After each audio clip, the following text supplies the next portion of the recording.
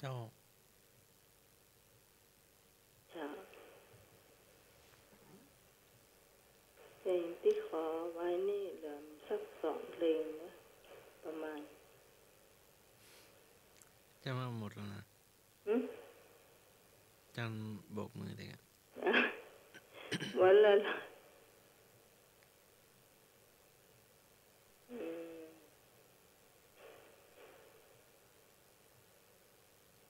2 เพลงนั้นเอาไว้พูดแล้วกันเนาะจ้า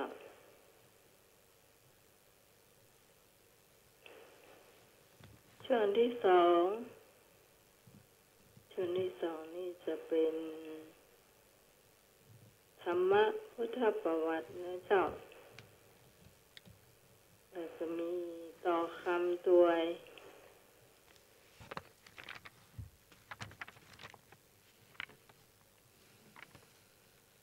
คุณผู้ฟังก็ฟังแล้วก็ตอบมาได้เจ้าเนาะ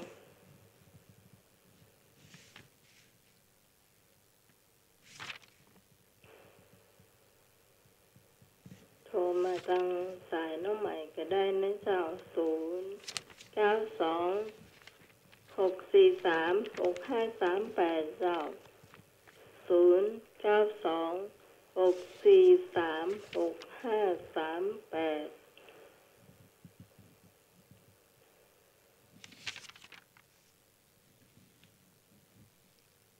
เบอร์สถานีเรือหมายเลขเดียวนะเจ้า053-226-058นี่ไม่ต้องโทรนะเจ้าไม่ติดสายน้องใหม่เนาะ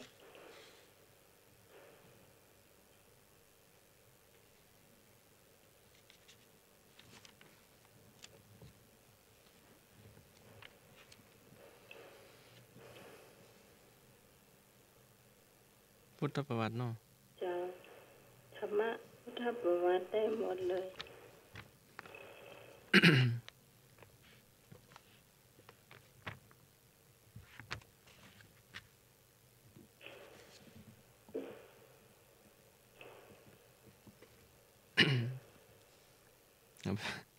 ไปไหนแล้วพุทธประวัติธรรมศึกษาชั้นโท พระสุภาหุเถระท่านเป็นบุตรเศรษฐีในพระนครพาราณสีเป็นสหายกับพระยัสสะเถระพอได้ทราบข่าวว่ายัสสะผู้สหายออกบวชจึงคิดเช่นเดียวกันกับพระวิมลเถระพร้อมกับท่านวิมลพร้อมกับท่านวิมละปุณณชิขวัมปติไปหาพยัสสะพร้อมได้ฟังเทศนาจากใคร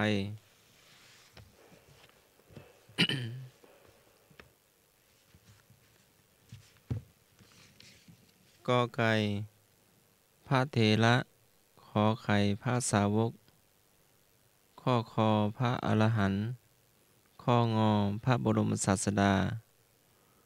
ข้อจอพระอาจารย์ข้อดอเด็กจากสามเณรน้อยหรือพระน้อยเอาเป็นฮอนกฮูกไปอย่างดีฮอนฮูกฟังทำจากพระน้อยหรือว่าสามเณรน้อย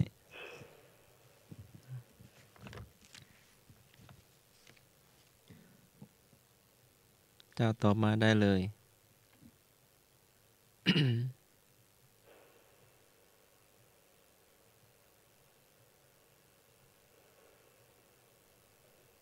วันนี้ไอ้หนุ่ยไปอยู่ในเจ้าสวัสดีครับไอ้แม่ผมขอต่อข้องงงัวนะครับงองัว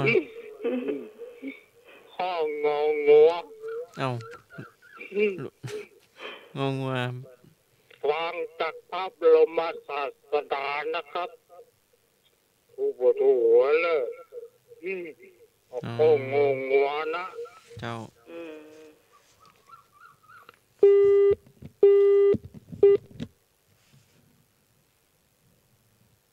ประวัติพระสุภาหุเถระก็หันก็ เจ้า จ้าน้องไหม เจ้าไม่นวล ไม่นอนตัวเองอันนึงนะจ้า เคยนึกเนาะ เจ้าจ้าดีจ้า เจ้า นี่นวล ไม่นวลจะได้ก็ยาไปกู้น้องใหม่มึง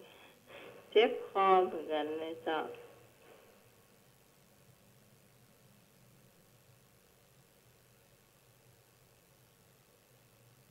อู้นักก็ไม่ได้อู้ก็น้อยที่สุดคนอู้นักก็ซ้ำออกมาเหี้ยเจ้า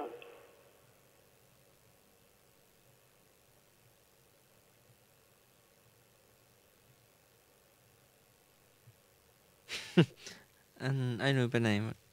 หน่วยไปอบรม อ๋อ 15 16 17นั่นไปไหนไปมาลาบอกเนาะ อืม จะได้รู้ว่าเป็นอย่างพ้องนิธิดาก็โทรมาแล้วเนาะ เจ้า โอ้ก็ ขาดแม่บัวถานะแม่บัวถานี่เอา ที่เมื่อยนะ รู้ข่าวเจ้า อืม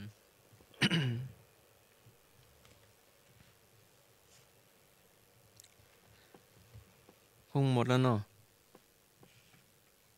มันอาจจะยากเกินไปก่อน เจ้า แต่เกียน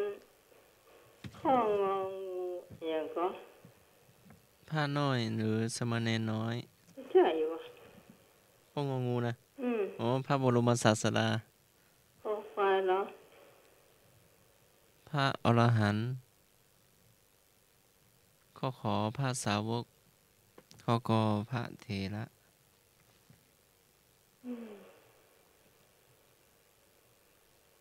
พระอรหันต์นะกับพระอรหันต์นะอันลูกตายเนาะ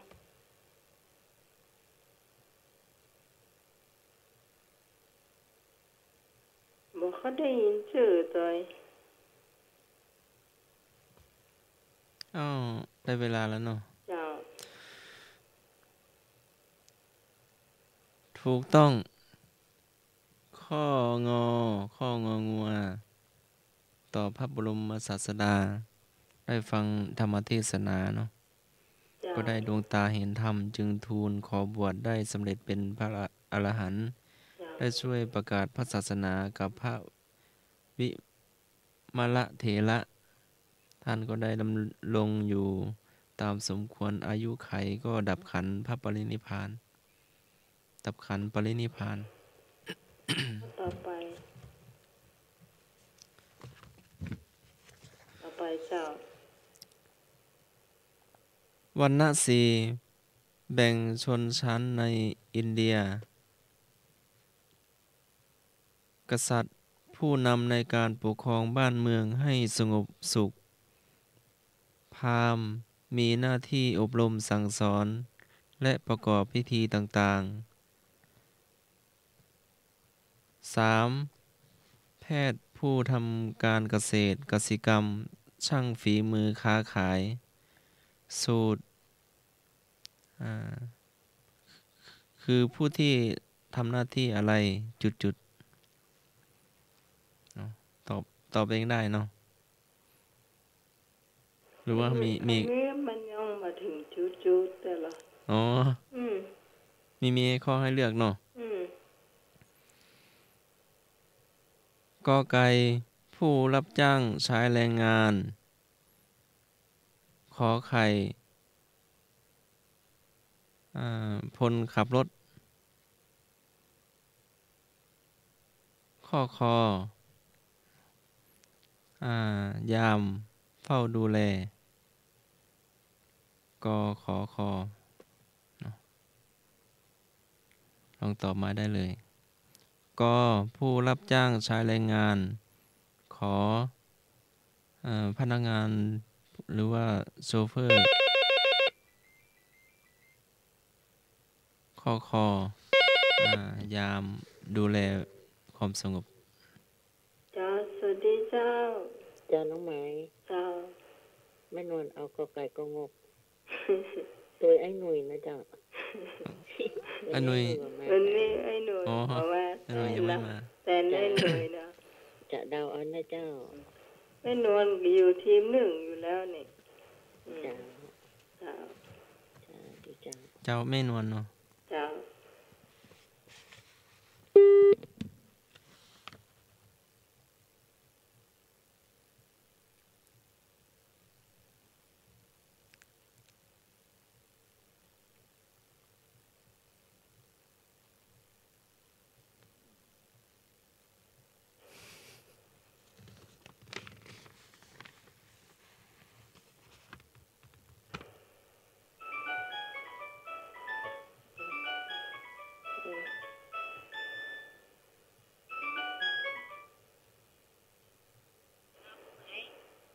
เดี๋ยวแป๊บหนึ่งเจ้า เจ้า ได้ละตอบได้เลย ไก่ก็ว่าไปนก ขอไก่ตัวแม่นวล เอา เจ้า เอากอไก่กุ๊กงกตัวแม่นวลเจ้า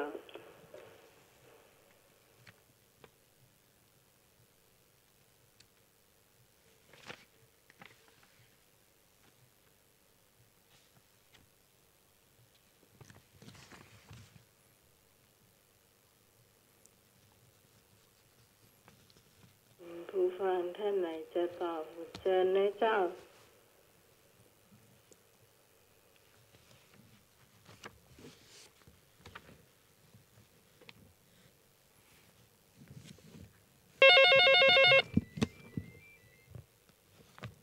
เจ้า สวัสดีครับโคควายบ้านไหนก็ครับ ข้อคอ โคคอบ้านไหนครับ ยาม ดูแลบ้านดูแล ความปลอดภัย เจ้า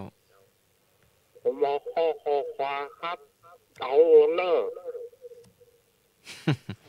เจ้า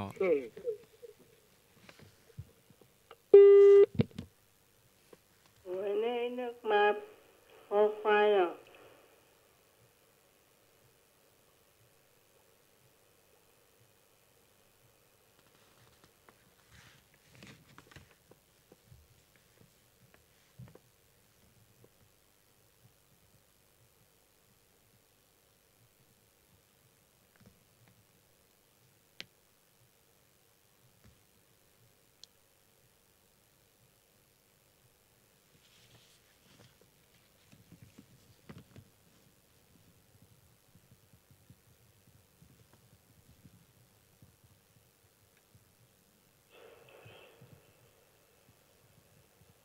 อ้าวหมดหรือยัง หมดหรือยัง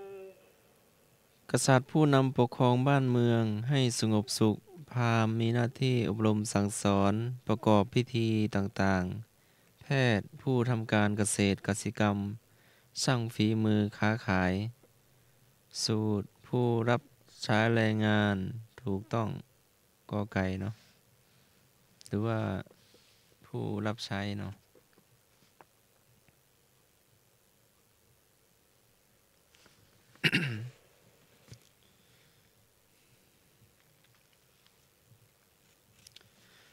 พระโพธิสัตว์อยู่ในครรภ์กี่เดือน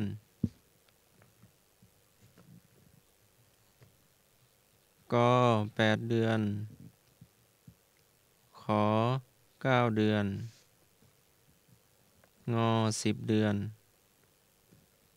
พระโพธิสัตว์หรือเจ้าชายสิทธัตถะเนาะอยู่ในครรภ์พระมารดา พระโพธิสัตว์อยู่ในครรภ์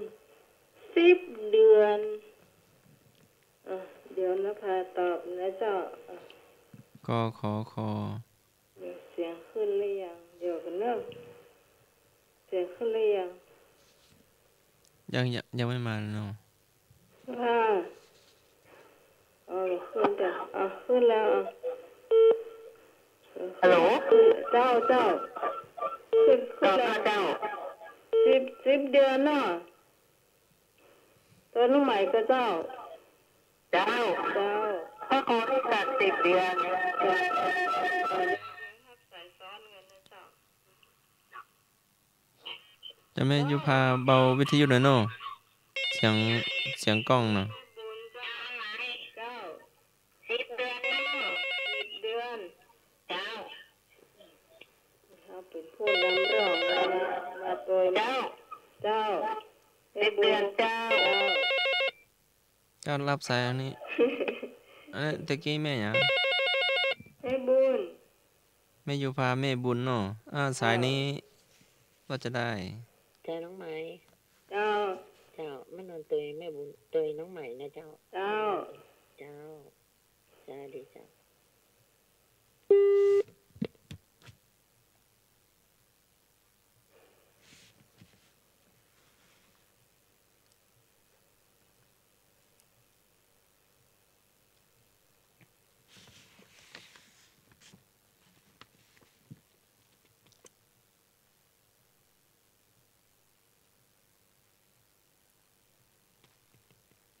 นี่ใครจะชอบเพลงก็พี่สุวิทย์แล้วจ้าพี่สาวส้นเปล่าพี่สาวปลาบอง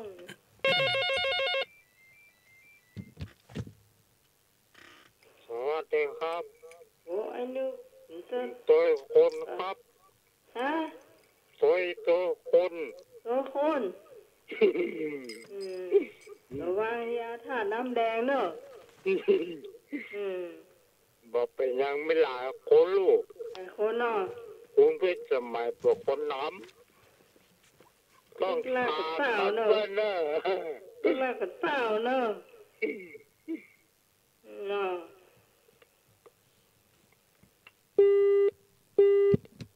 มาเลยเจ้าไผ่ตัวแข็มขอเจิญเจ้ายาแสลงมาเตอ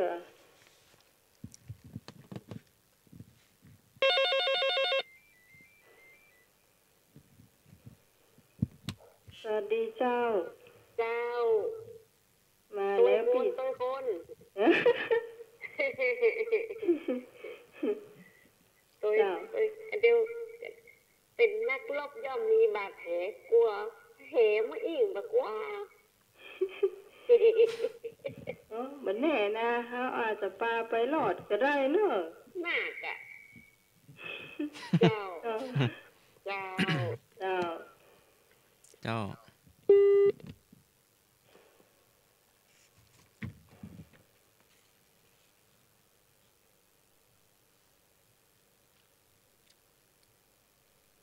คุณผู้ฟังท่านไหนจะตอบแถม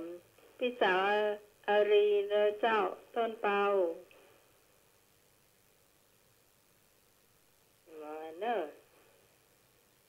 ให้บ่าวดอกแดงและเจ้าบ้านตำบลสง่าบ้านและเจ้า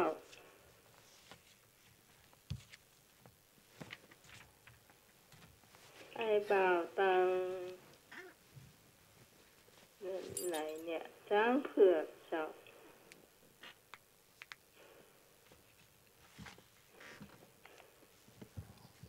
จะตอบก็ขอเชิญนะเจ้า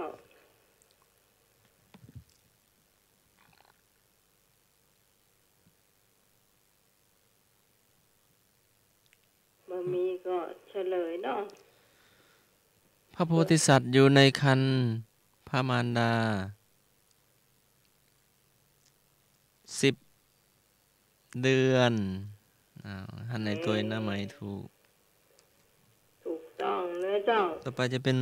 บทสวดบ้างเนาะ ธรรมะพวกกะ ฮะ ธรรมะยังไม่ได้สักข้อเลย ไอ้สายประการก็นั่นก็ติดงาน เจ้า ศพญาติเนาะ เจ้าไปเจ้ห่ม ก็แสดงความเสียใจตัวเนอ เจ้าเจ้าวันผู้ปีกมาจัดรายการไวบ่ไวนี่ก็ค่อยว่ากันกรรมเนาะ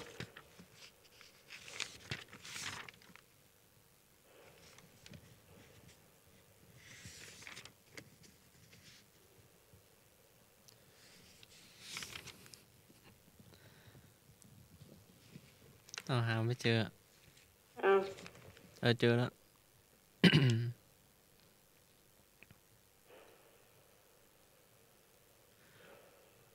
ทำบุญสัตตมวานหมายถึงการทำบุญเช่นไรกครบ7 วันขอครบ50 วันคอครบ100 วัน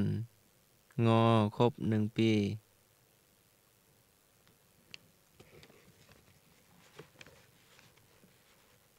อันนี้มันเป็นคำราชาศัพท์นะเจ้า จ้ะ อืม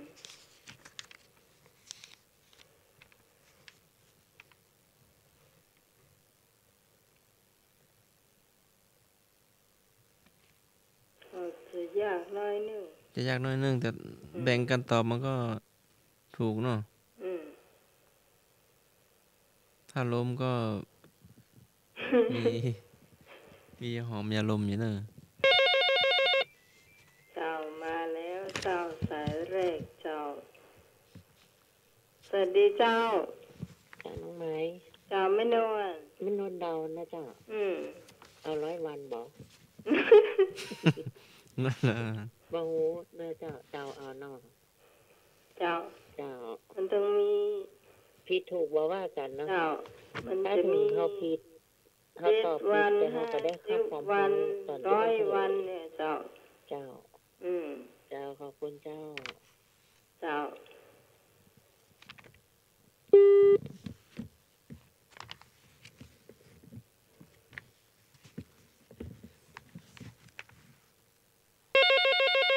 มาสายที่สองเจ้า สวัสดีครับ เจ้า ไอ้นึก ทำบุญ100 วันครับ 100 วันเนาะ สัตตมวาน สัตตมวานเนาะ ครับ อืม50 วันนี่ไอ้อย่างใช้คำว่าปัดชิมมโหจำไม่ได้เหมือนกันเจ้า นี่ก็น่าจะถูกนะผมว่าไปเริ่มอนกันนะ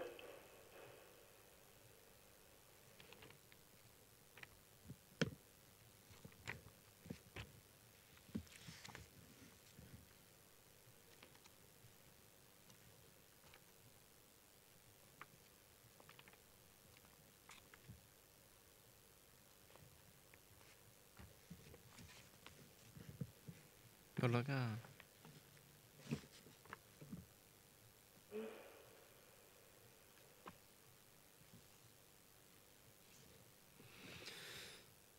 ทำบุญสัตตมวานหมายถึงการทำบุญเช่นไร เดี๋ยวแป๊บหนึ่งเจ้าเอาเสียงขึ้นเลยเจ้า เอาเบาวิทยุเนอร์แม่ เอาทีน้อยหนึ่งเจ้า ตอบได้เลยเจ้าเจ้า ตอบได้เลยเจ้า อย่าก็ทำ แล้ว100 วัน 50 วัน7 100 วันเจ้า 100 วันเนาะ เจ้า เจ้า อืมโอเคแม่บุญตอบหรือยัง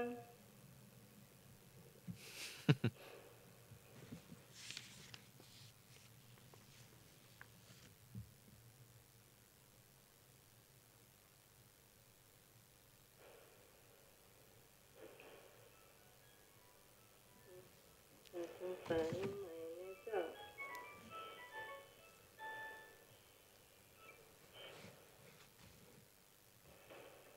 เจ้าไหม เจ้า เอา100 วันแต่คนนั้นน่ะ 100 วันเนาะ เจ้า พิษถูกผมพูดบ่ถูกก็พิษเนาะ เจ้าตะกันละก็พิษเจ้า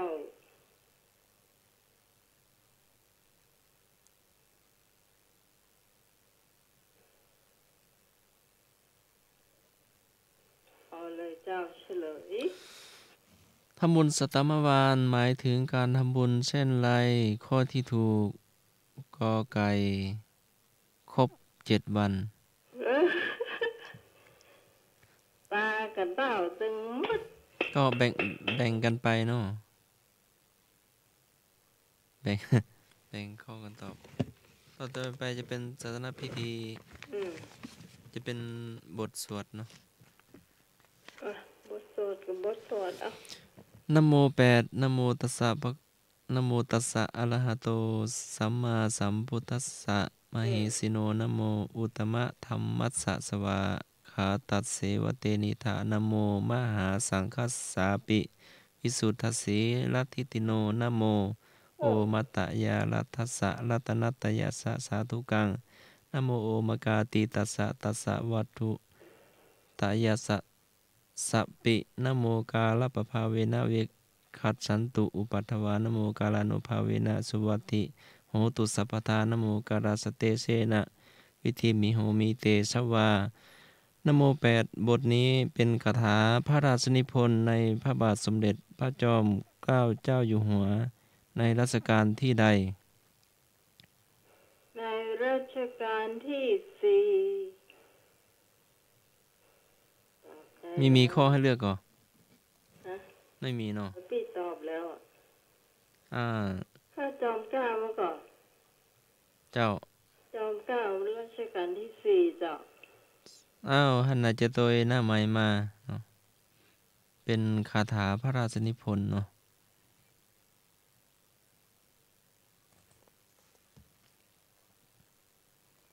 ก็เป็นมนต์เนาะเป็นบทสวด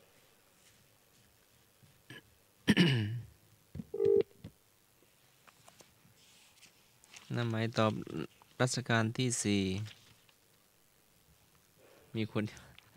เอาโทรมาเลยปล่อยสายหน้าใหม่ เจ้า ราชการที่สี่เจ้า รัชกาลที่สี่นภากับลิมเนาะ เจ้า เจ้า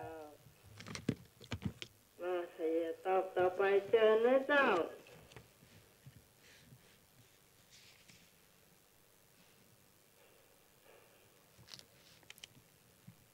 เชิญเนอะพี่สาวอารีพี่สาวปาบงพี่ตองนะเจ้าพี่สุพิษจังการจะห้องจื่อละ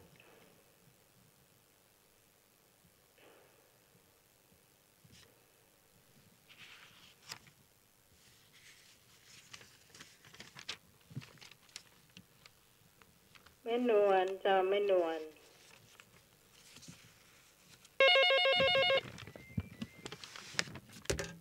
เจ้าฮัลโหล เจ้า น้องไหม เจ้า แม่นอนตัวน้องไหม เจ้า พ่อบ่เคยได้ยินสักเตือ จ้า บ่เคยได้ยิน เจ้า แล้วก็พระสงฆ์นั่นเจริญพุทธมนต์เนาะ เออ เจริญพุทธมนต์บ้าน เจ้า นะโม8จบ อืม เจ้า เจ้า สาธุเจ้า เจ้าแม่นวลเนาะ แม่นวลปลาแดดเจ้าก็จะช่องบ้ยแม่นวล สวดเมืองพระสงฆ์เพิ่นจะสวดเวยเนาะ อืม ก็ดูใน YouTube ก็ได้ครับหรือว่าดูในบทสวดมนต์ก็ได้ ใน YouTube ก็จะพิมพ์เข้าไปว่าเจริญพุทธมนต์หรือว่าสวด อืม 7 ตำนานนะ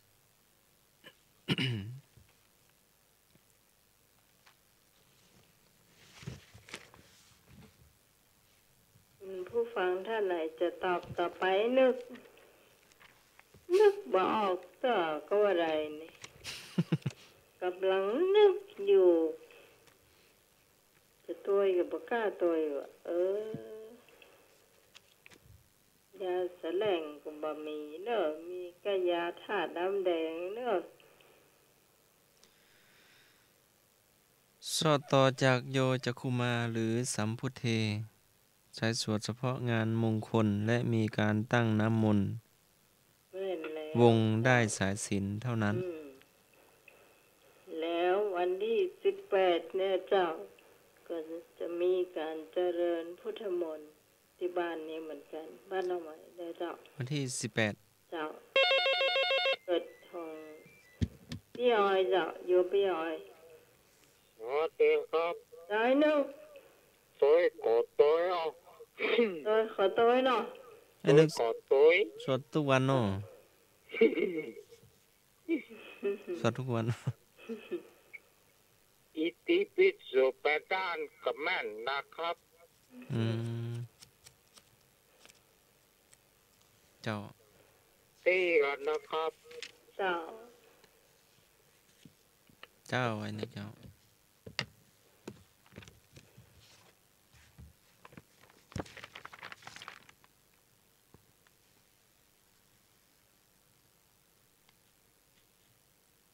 ตั้งแต่ราชการที่1 ถึง 10เนี่ยเขาว่าเขาทายบ่ผิดสักงานละให้ถามเขาเลย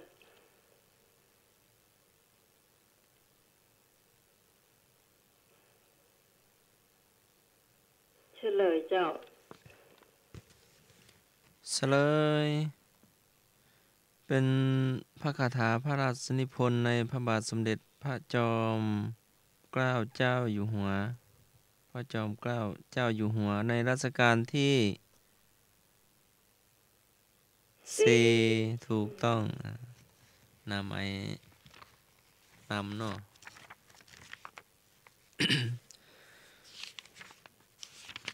ต่อไปเป็นวิชาอุโบสถศีลธรรมศึกษาชั้นโท ถามว่าข้อที่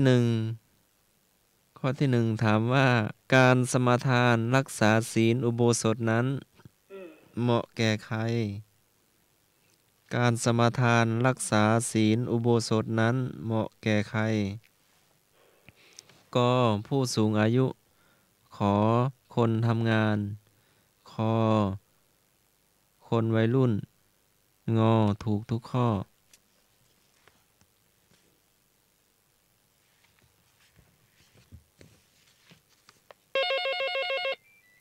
มาแล้วเจ้าเพิ่นบ่ได้แบ่งแยกประเภทหรอกมันก็ได้หมดเลยค่ะ จ้าน้องไม้ เจ้า ไม่นอนเอาข้ององู น่ากันเนาะ คราวนี้รับรองบ่ปลาเต่าเนอะ ไม่รู้ว่า เจ้า ตะกี้ขอโทษตัวเองตะ ฮะ กี้ดาวกลุ่มตลอด เจ้า เจ้า เป็นยังเจ้า เจ้า เป็นยังได้หมด จะได้เพิ่มความรู้มาเนาะ เจ้า ถูกบ่ถูกก็ตอบไปก่อนเนาะ ก็ เพ ได้ ราะ หม ว่า ด เขาว่าตัวเฮาอ่ะ ว่าใจเฮาตัวว่าจะตอบถู เจ้าก ก่อ แม่ น นแม่น เจ้าสวัสดี เอา เจ้า ว่าใจเฮาว่าเฮามั่นใจแค่ไหนเนาะ เจ้า มากันว่าใหม่เลยเจ้าเจ้าแม่บุญ ตัวไม่นวล โดยแม่นวล เจ้า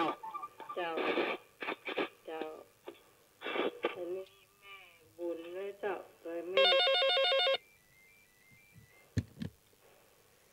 สวัสดีครับ อืม โดยแม่นวลนะครับ อืม ครับ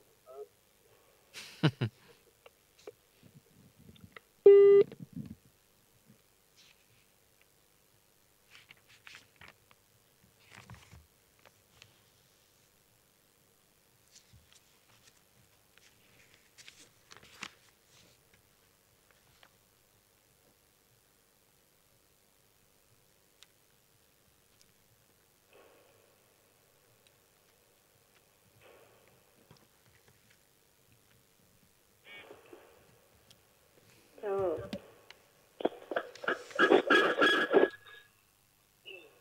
เจ้า เอาตัวก็ดิน้ำมีสมัยนะเจ้าพ่อหนังไปยังไปตั้งห้องมาเจ้าออกนอกห้อง โดยแม่นวลเนาะ ออกตัวก็นอนกับเจ้า เจ้า อันนี้แม่หยังนะ ไม่มาเนาะ เจ้า แม่หยัง อายุพา อ๋อ ตัว แม่ ไม่ ห น ยัง อน เจ้า เจ้า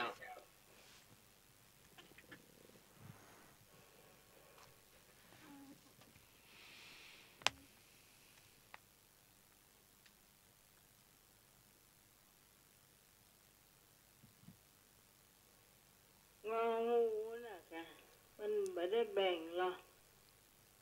คนแก่คนน้อย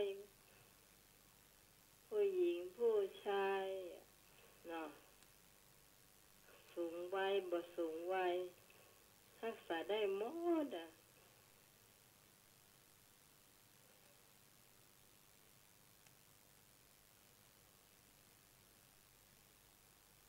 มีแถมกระเจ้าพี่ต้องมารักษาอ่ะ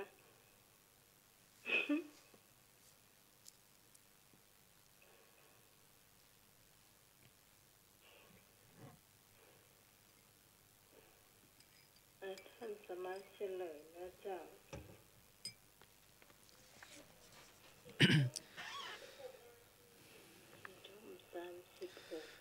การสมาทานรักษาศีลอุโบสถนั้นเหมาะแก่ใครก็คนสูงอายุขอคนทำงานคอคนวัยรุ่นงอทุกข้ององูทุกคนทุกเพศทุกวัยคนทุกเพศทุกวัยพอแล้วกันสักข้อ เดี๋ยวมันจะมีการต่อค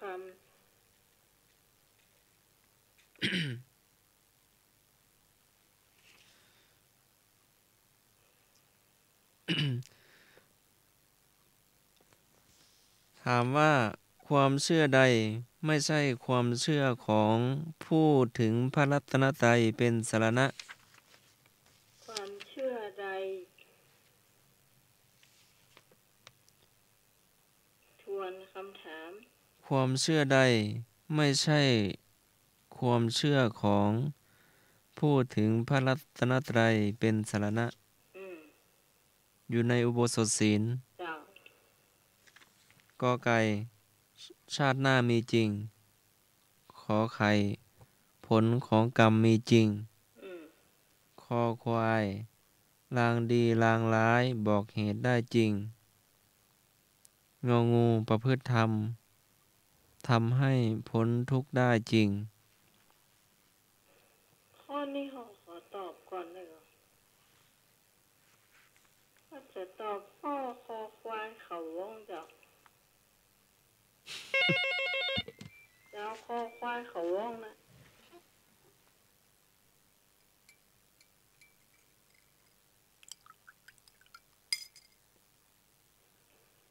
ฮัลโหลเจ้าเอาติ๊บเหมือนของน้องใหม่นะคอควายเขาว้องเหมือนกันนะคราวนี้ว้องแน่นอนเจ้าดีเจ้า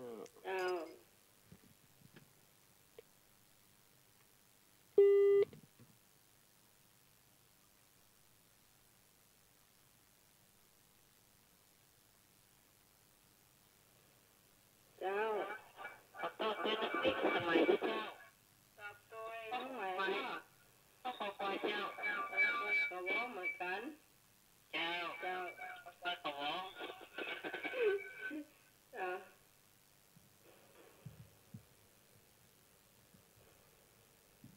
บ้านนายพาเพิ่นเปิดวิทยุเครื่องเดียวแล้วก็อาจจะฟังหลายคนนะเจ้าหมายนึกมาถ้าสายสมบูรณ์เจ้าผมขอแพกเป็นเนอร์ห้องงงหัวนะงัวไปจังได้ก็ไปเจ้าแพกเป็นเจ้าเดียวเด้อแพกหมูเป็นอย่างเจ้าละนี่ไผ่หมูวางไปเสร็จแล้วมาทำไมได้เจ้าสายตั้งของน้องไหมผมไม่เจ้าฮะตัวน้องใหม่นะจ๊ะคอควายเขาว่องขอควายเขาว้องไอ้นึกตัวเหมือนยอมตัวมันจะเอาตาใส่แม่แบบ ได้โคกก็ได้เนาะ เจ้าของฉายาวันนี้มาฉายากอไก่บ่มาเจ้ามันผูกถ้ามาตันก็หยิบพยามาเลยหรอไปเลิกกี่โมงบ่โหแต่ว่าจะพยายามมาเขาตันเลยหรอ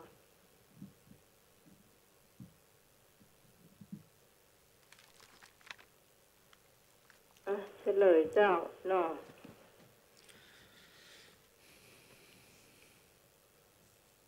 ความเชื่อใดไม่ใช่ความเชื่อของผู้เข้าถึงพระรัตนตรัยเป็นสรณะก็ชาติหน้ามีจริงขอผลของกรรมมีจริงขอลางดีลางร้าย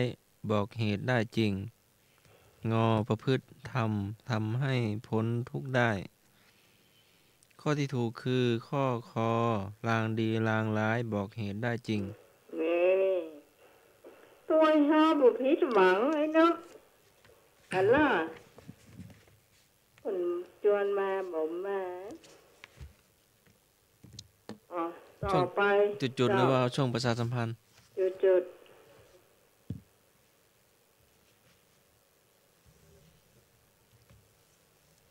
ช่วงต่อไปเป็นช่วงจุด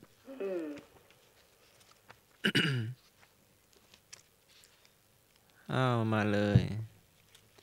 ท่านสมัครเอาก่อนเลย เหล็กดีบ่ต้องตีหลายจุด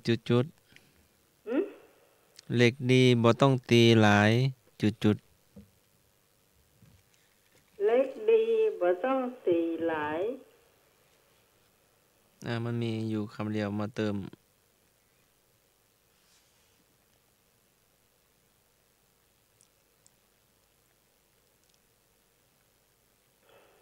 เล็กดีบ่ต้องตีหลายเตื้อ0520101462เจ้าเล็กดีไปต้องตีหลายครั้งหลายเตี้ยกับอันเดียวกันหน้ากันนั้น ยังบ่ถูกจะได้นะแม่มันถูกมันต้องตีหลายทีก็มันจะเอาไปตีที่ไหนใบให้นะ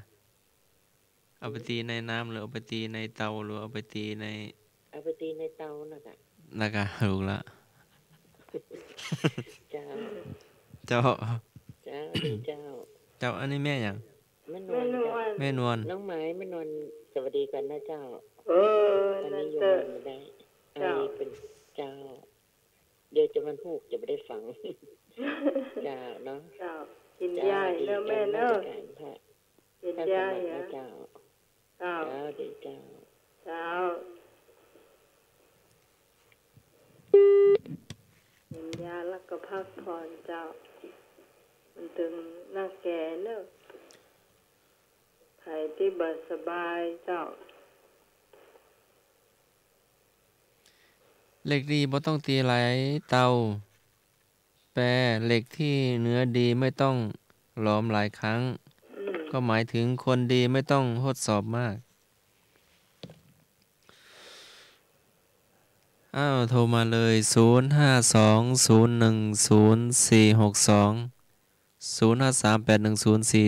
0538104006นี่เมื่อยเนาะ0532260058ก็นำมาอยู่ในสายเนาะ0520101462เบอร์ฮัสมาก็ลืมไปไหนบ่ฮู้เนาะเสียหน้าหมายลงไปเหรอลายกลับเนอะแต่ก็เดินมาจากโรงเรียนนะดูถุงยางมันก็ไม่รั่วนะไปวางไว้ไหน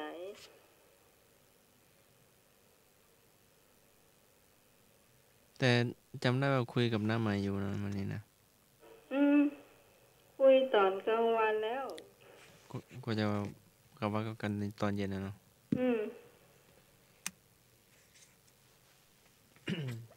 จะโทรหาก็ติดอยู่เนาะ เจไม่แน่ใจเนอะ เจ้า โทรติดส่ง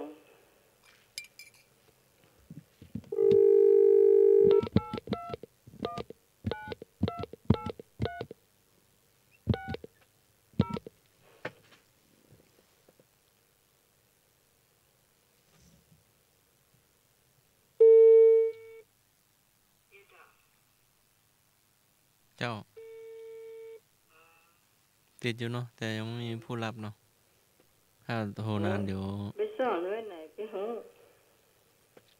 ถ้าเกิดติดเสียงก็ติดไปได้จะหายยากจัง ถ้าติดบ่ได้แต่ก็ไม่มีผู้รับ อืม เคยโทรศัพท์หายนะแต่โทรไม่มีคนรับจนแบตหมดแล้วเนาะ อืม คือถ้าปิดเสียงเอาไว้เนี่ยจะลำบาก ถ้าเป็นโทรศัพท์สมัยใหม่มันจะดูได้ว่าโทรศัพท์อยู่จุดไหนอะ อืมอืม ใช้ใช้อันอย่างคล้ายๆ GPS อะเนาะ อืม อ้าวช่วงจุดเนาะต่อจากช่วงจุดเป็นกับข้าวกะ เจ้า คำต่อไปฮื้อหาบฮื้อหาบไปจุดอ้าว อืม เอามาเติมใส่ฮื้อหาบไปจุดมันจะอยู่ในกาดเนาะในตลาดอะ หาบ่ฮือก่อน ฮื้อหาบไปแล้วก็จุดเติมคำเดียว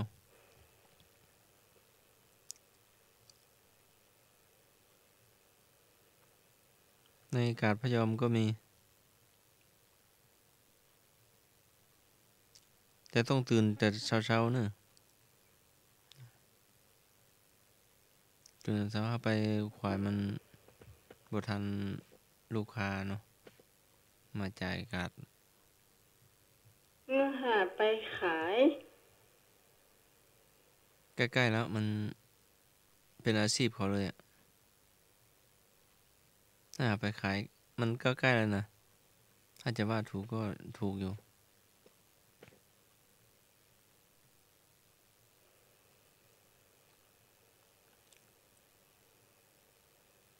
มันก็อันเดียวกันน่ะเนาะแต่อีกคำหนึ่งมันตอบว่าหาไปค้า ค่ะ คำแปลว่าให้หาไปให้หาบของไปค้า หมายถึงอยากร่ำรวยต้องขยันทำงาน อืม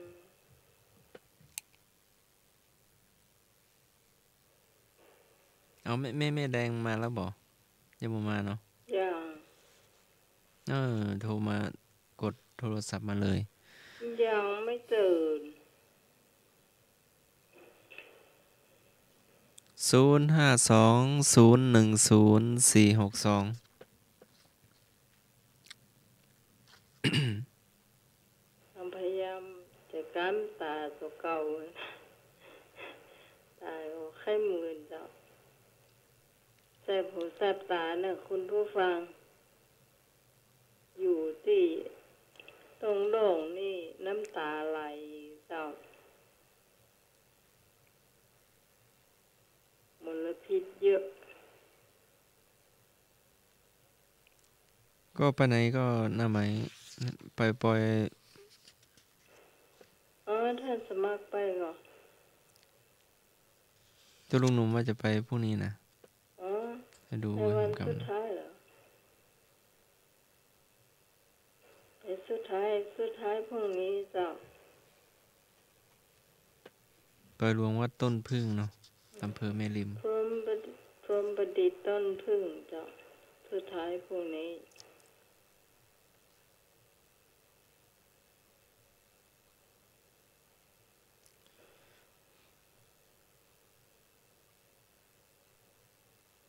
วัดบ่อเข้าพระเจ้าบ่อไหว้คือตนอะหยังจุดวัดบ่อเข้าพระเจ้าบ่อไหว้คือตนจุด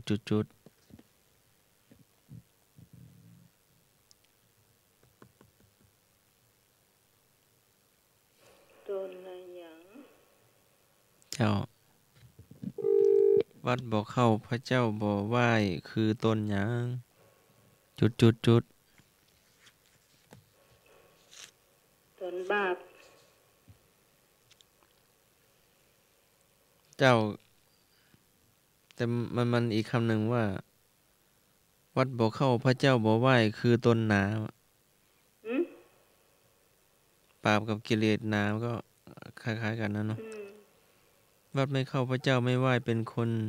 มีกิเลสหนาคนที่มีกิเลสหนามองเห็นวัตถุเป็นใหญ่ไม่สนใจเรื่องศาสนา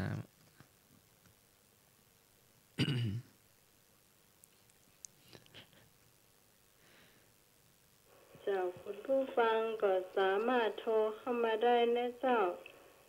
ยังวันดับ ปิ้งเพโน ดักปิ้งเจ้า แม่แดงนะแม่ทุกแม่แล้วเนาะทุกพี่เลยมีมาแล้วเจ้าจากไหนมาโหโหนนี่นะแม่บุญดีก่อนได้ยินแล้วเนาะเจ้าที่ของท่านสมัครเฉลยไปได้ยังเรียบร้อยเฉลยแล้วเจ้าเอาจะคิดแบบเสือนอนอย่าเอาจุดเสือนอนอย่าเอาจุดเจ้าอย่าเอามือไปลูบง่อนได้ไงอย่าเอามือไปดึงหางเสือเล่นได้ เสือนอนอย่าเอาจุดค่ะเอาไม้ไปทำไมไปแย่เจ้าแต่นอนอย่าไม้ไปแย่มัน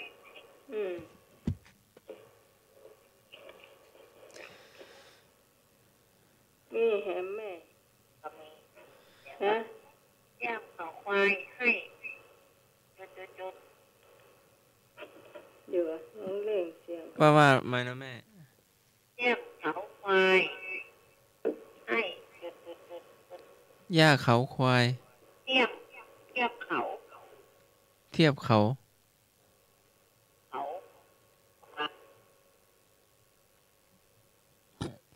ให้อะไรให้ชนอะไรร้องไห้ฮือเจ้าสวัสดีครับ เจ้าไอ้นึกเชื่อมหกควายให้ชนกันเจ้าโอ้ยนึกเก่งเฮ้ย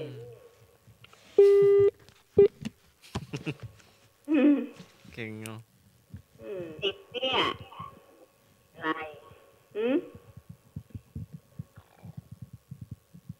ติดเบี้ยใกล้อะไร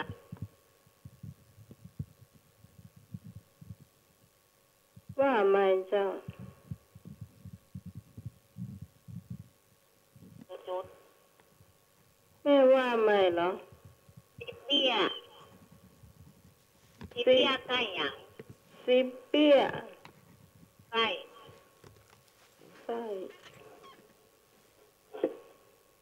อะไรอย่างฮะตอบคำเดียวติดเบี้ยใกล้10เบี้ยใบเจ้า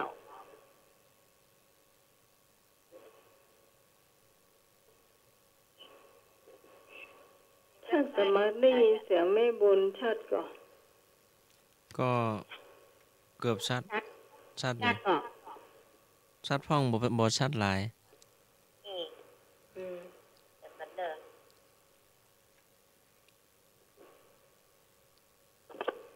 ชัดหรือยังชัดแต่ว่าเจ้าได้หรือยังข้อตะเกียบเอาว่าหมายแล้วมัน10เบี้ยใกล้10เบี้ยใกล้อะไรใกล้น้ำมันไม่ได้ ใกล้เตาไฟ ได้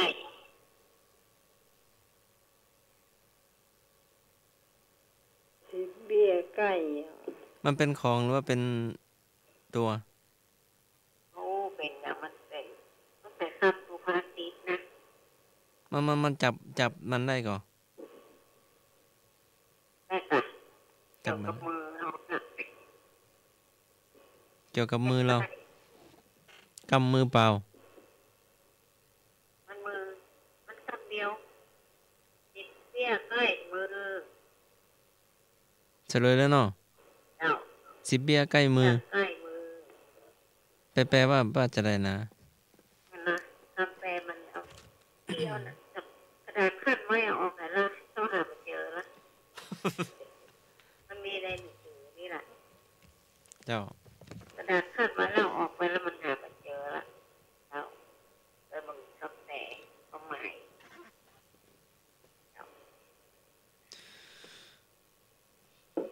มีแฮมกอหรือว่า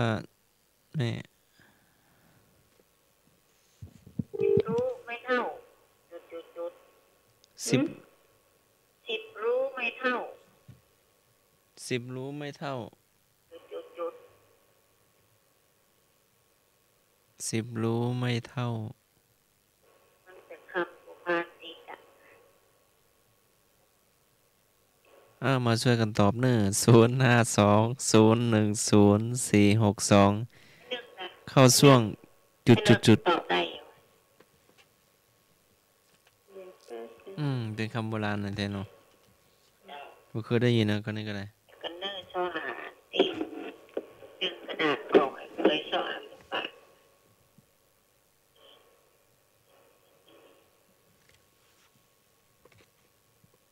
10รู้ไม่เท่าชำนาญ โอ้ รู้ไม่เท่าชำนาญ ใช่เจ้าแม่ เจ้าอาจารย์สมัครมีไหม มีปลาตัวหลวงช่างตายน้ำจุด ตื้น น้ำตื้น เจ้าปลาตัวโตมักตายน้ำตื้น คนที่มีความรู้ฉลาดบางครั้งกับจนปัญญาต่อคำถามง่าย เจ้า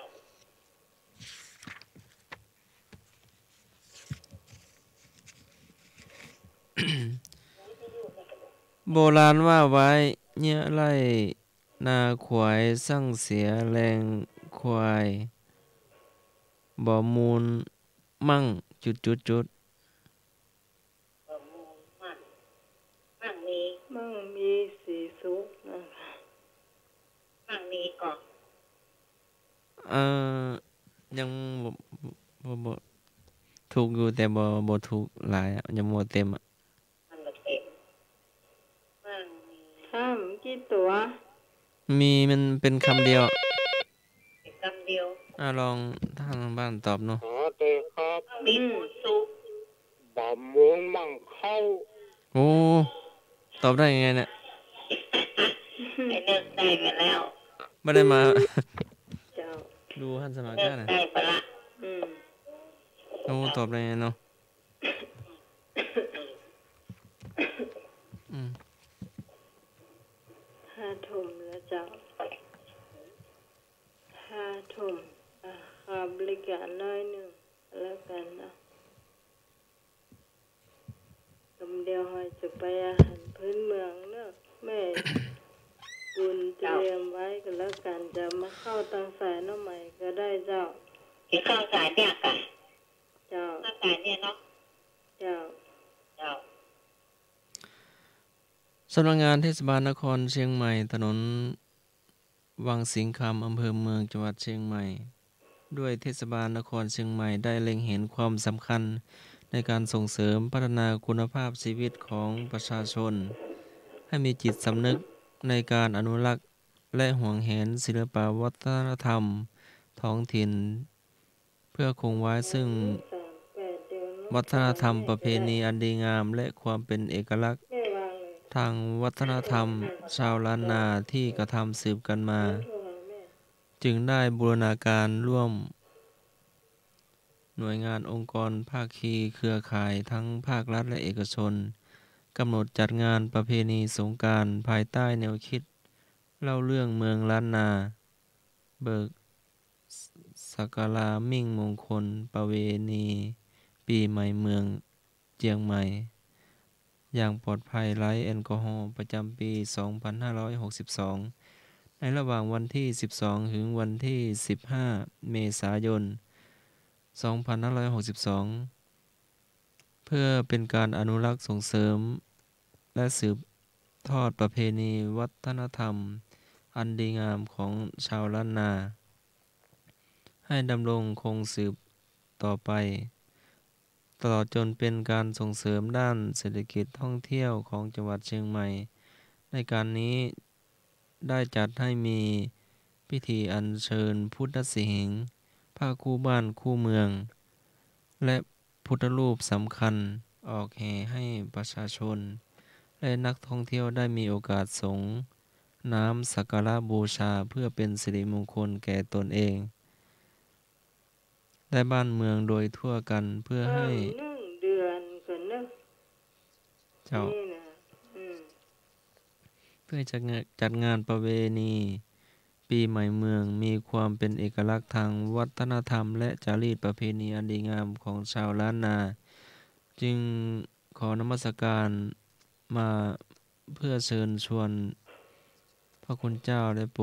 ปรดจัดขบวนแห่พุทธรูปสำคัญในนามของวัด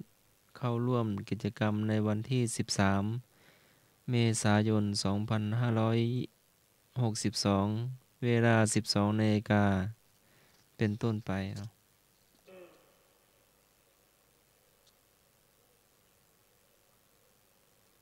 ก็แต่ละวัดเนาะแต่ละวัดแต่ละวานั้นมีพระพุทธรูปเนาะดีๆเป็นเนี่ยเข้าร่วมขบวนนะเจ้าตั้งขบวนกันที่ไหนส่วนใหญ่เป็นตาแปรก่อน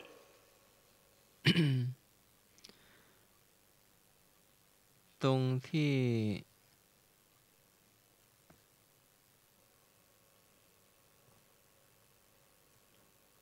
มีรายละเอียดอยู่เนาะตรงเอาไว้ขบวนแห่4 แยกสันปะคอยเรียงตามลำดับไปตามถนนเจริญเมืองฝ่ายสะพานนวรัตน์ถนนท่าแพผ่านบนขวางผ้าแทประตู5 แพกว้างประมาณ 4 เมตรถนนราชดำเนินทุกขบวนต้องแห่ไปสิ้นสุดที่วัดพระสิงห์วรมหาวิหารเจ้า ลำดับขบวนแห่พุทธรูปประกอบด้วยขบวนแห่คงพอแค่นี้ก่อนมันบ่ถึงจะยาวๆอยู่เจ้าจะไปขีดรายละเอียดมา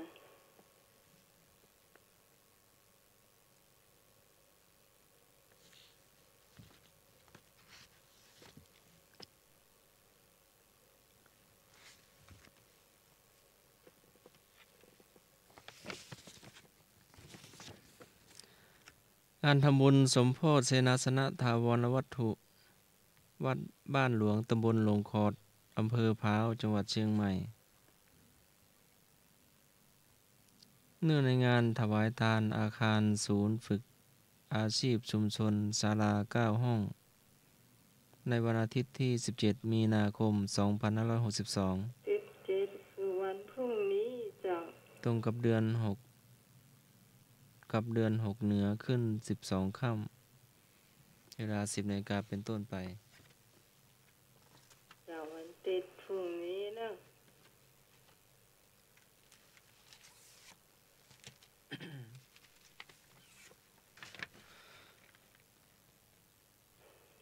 วัดพระบาทอุดมบ่อน้ำสาวาตำบลเวียงอำเภอฝางจังหวัดเชียงใหม่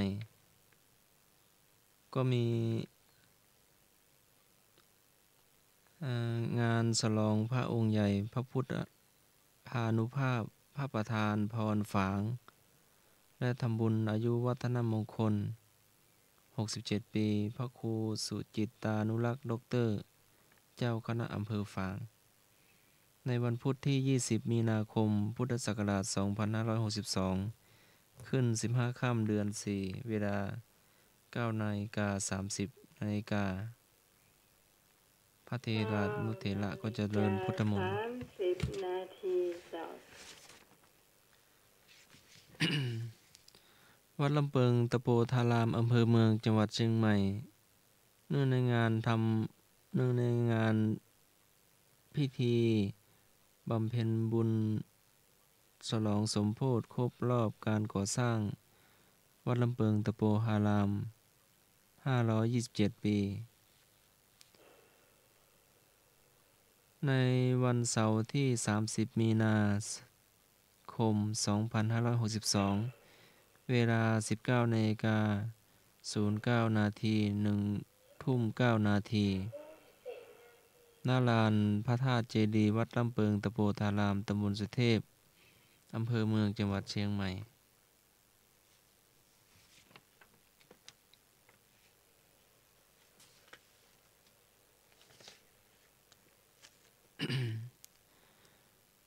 วัดสันต้นเปาบ้านอ้าย ตำบลศรีดงเย็น อำเภอชัยปราการ จังหวัดเชียงใหม่ เนื่องในงานสมโภชพระแม่ธรณีองค์ใหญ่ และฉลองโรงครัวหอสัน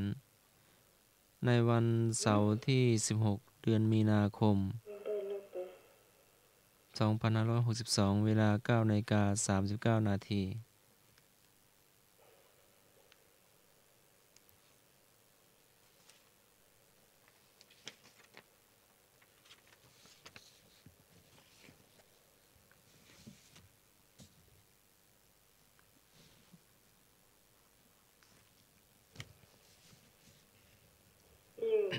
ฮะ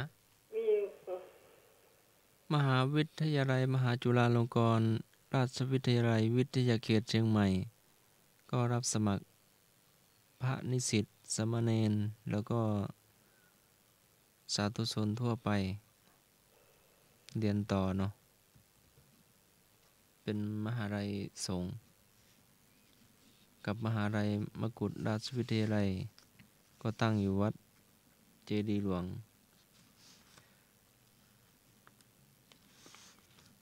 แล้วก็บรรพชาศึกษาต่อบาลีสาธิตศึกษามหาจุฬาปีการศึกษา 2562 ในวันศุกร์ที่ 29 มีนาคม 2562 เวลา 9 นาฬิกา ณ บริเวณด้านหน้าอาคารซอยนันทาภิวัตรโรงเรียนบาลีสาธิตมหาจุฬาลงกรณราชวิทยาลัยวิทยาเขตเชียงใหม่ในวันศุกร์ที่ 29 เนาะมีนาคม ก็มีบวชวัดสันดอกก็มีบวชสามเณรเนาะแต่ยังหาหนังสือไม่เจอ เสียงขึ้นแล้วหนึ่งแม่ จ้า ต่อไป เดี๋ยวจะได้มาประชาสัมพันธ์เนาะ เจ้า เอา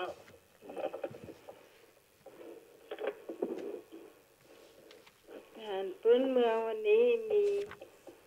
เอาอาหารพื้นเมืองวันนี้ค่ะ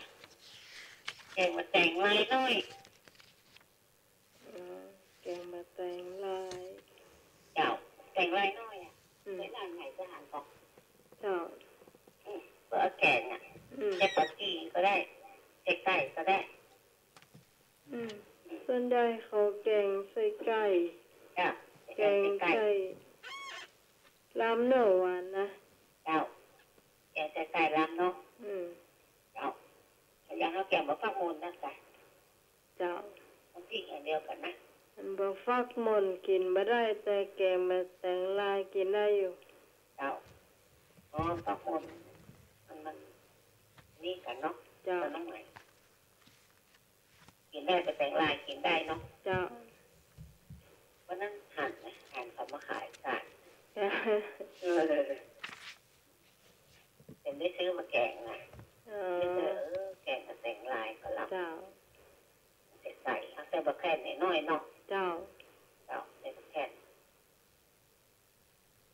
ถ้าจะมักหมูจักก็แต่งลายน้อย แต่งไทยอีกอะ สวัสดีครับ ใจนึก เจ้า ผมว่าแต่งบัตรแต่งลาน้อยแซ่บปาจีลำนะ แซ่บปาจี แล้วแต่คนมาก ใส่ไปก้มข้อเหีย กดลงมาไปกำข้อเขาใส่เนาะ ครับ เจ้า ยังฮักแกงมันบะน้ำนะกะ มันน้ำแล้วก็บอกฟักน้อยนะ มันหวานดีนะ เจ้า บัตรแต่งลาน้อย เจ้าแต่งลายน้อย ผม แต่ง ยังกินเล็กรู้จังแดง ลา กิน ยเนาะ แต่งลายเต้มมันยังไม่สุกเกลือ เจ้ามันแก่น้อยคนเด็ดออกอ่ะ ยังเป็นโคนอยู่อะ เจ้า พ่อ กินจะล้ ไอ้นึกเป็นคนมันก็นิ่วเกินกะ ใหญ่ห ำ น่อ วั ย นนี้ พ มุ วก หม คุ ด ย พ เอา อ เนี่ย นะกะ พวกลูกคุยเอาเนี่ย น้อยหรือลูกกุยหน่อยเด้อ พ่อ มันยังเป็นคนอยู่ลูก นิ่ว ไข่เป็ดไข่ห่านนี่เนาะ มันนิ่วมันนิ่วเกิน แต่เป็ดไข่ห่านนี่นะ มันเปรี้ยวก่อ โอ้ ไปเปรี้ยวใจ มันแต่งลายมันแต่งไทยอ่ะแต่งไทยอ่ะรู้จักไว้ท่านสมัคร มันขมก่อ ครับ ไม่ขมไม่ขมมันหวานก็เหมือนแตงไทย แต่งไทย แต อ่ะ งไทยที่มันสุกไง ปลูกใส่ขี้วัวหรือว่าใส่ไอ้ ปลูกใส่ขี้ไก่ขี้วัวขี้ควายใส่ปุ๋ยได้อะไรได้หมด ลาดแต่งร้านนั่นอย่างไรหาไม่บุญ แต่งร้านกะ แต่งร้านอย่างไรหา มันแกนใหญ่อย่ามาแต่งกันนะพี่มันแต่มันแกนใหญ่ อืม ปล่อยให้มันคลานไปตามดินหรือว่าปล่อยทำหานใส่ให้มัน โอ้ยเพื่อนถึงว่าบะแต่งลายมันเจื้อมขึ้นซ้ เจ้าเลือขึ้นสัง ฮะ ำไปตามห้องดินมันนะกะ เอ้าหนูไม่มากินก่อนวะ มาอธิบายเด้อ หนูไม่มากัดก่อนก็ โอ้ยนึกช่วยกันอธิบายกับท่านสมัครบ่เข้าใจหรอก เชื่อกัน เป็นมาแต่งอย่างที่มันบ่ขึ้นห้างกะ อืม เป็นมาแต่งมันบ่ขึ้น ที่เป็น หา ขึ้น เนาะ สังนะมันเป็นบะแต่งนะเห็นอย่างหนึ่งบะแต่งสัง มาแต่งตั้ง อืม อันนี้มาแต่งลายเนาะ บะแต่งลายเชื่อ มาแต่ง บะแต่งลายมันต้องมาขึ้นสังอีกอ่ะ มันนอนคนดีแน่นอน เจ้า มาแต่งตั้งต่อมากาดงูไม่เอก ขยัน มาแต่ง สั ตั้ ง ง สัง ขยัน มีตัวอย่างห้อง สอเสือธนากาศงองงูเมฆ มาแต่ง สัง ซะ สังไม่โทร จอมโต้กะกังแล้วคนไทยเป็นท้องอะไรอย่าง มาแต่งลายดูตามดินเราเอามาปอกเปลือกก่อน ฟอกลากกันอ่อนๆอ่ะเอาละ เอาใส่หม้อเลยกันหรือว่าเอามาล้างน้ำก่อน โอ้ โอ้ ก็ละ โห มันเป็นซี่เอากะซี่ไว้น้อยก่อน เอามาล้างน้ำ มันเป็นยางน้องใหม่เนาะมันมียางนะ แต่แม่น้องแก่งนี่พระเจ้าแก่นใหญ่ด้วยนะ จ้ะ เจ้า แกนน้องลูกคุยนี่เหรอ แก่นใหญ่กว่านั้น โอ้ อืม มันก็มีเป็นเม็ดในใหญ่แล้วกะ เจ้า เอาผ่าเป็นซีกหรือว่าทำฝานเป็นกลมๆเลย เป็นน้ำน้อยๆเนี่ย เจ้า เป็นซี่แล้วก็ซอยอันน้อยของกัน ซอยเป็นกีบอ่ะ เจ้า เหมือนแกงบะฟักไง อืม อืม มันแกว่าฟ้าโมนนะ อืม ซอยเราใส่ไปเอาไปในต่อนะ ล่ามาล้าง ล้างพักไว้แล้วก็ตับน้ ำพริก ไปกับน้ำพริก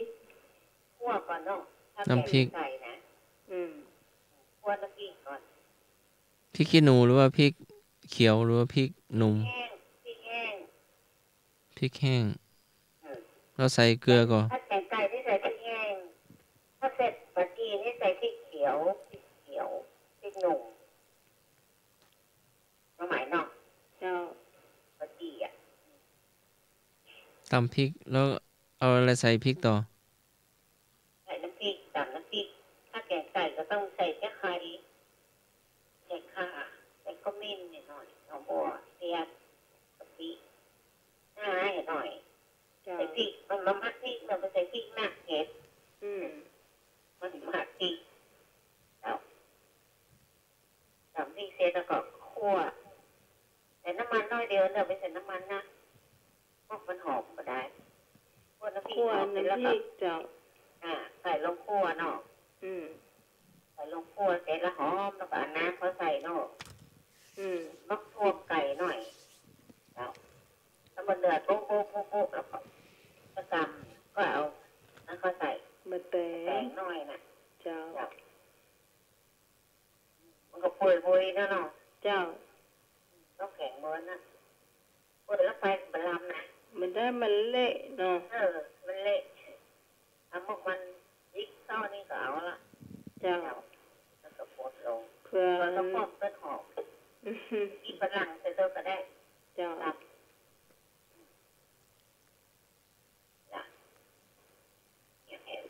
เสร็จแล้วแกงมาฝากหน่อย ยกมา ลูกมากินเลย ยกมาขอตักสักถ้วยนะตักสักถ้วย จับเอากินมาได้นะ รอให้มันเย็นหรือว่ากินร้อนๆนั่น กินอุ่นๆร้อนๆกะล เจ้า ำ กินข้าวเจ้าเนาะ เจ้าก็ได้ข้าวนึ่งก็ได้แต่แม่มักกินข้าวนึ่งเลยจีน้ำ เป็นแกงแบบนี้น้องไหมชอบกินข้าวเจ้า ตักมาแล้วเป่าช้อนก่อนเป่าแกง เปล่า เอาไม่ลวกลิ้นก่อน มาเปล่าเอามาลวกไปนะ โอ้ก็รู้ แล้วเกลือเนาะก็ปล่อยให้มันอุ่นๆไปเมื่อมันเย็นไปเมื่อมันร้อนไปไป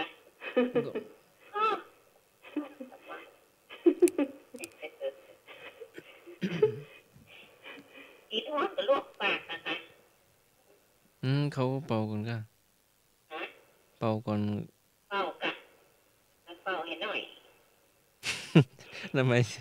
สดเลยเนาะ กินข้าวเจ้าแต่ข้าวเจ้าก็เย็นละ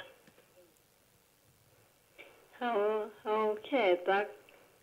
แกงมาราดข้าวเนี่ยมันก็เย็นแล้ว มันก็เย็นแล้ว ตักน้ำสดๆอ่ะ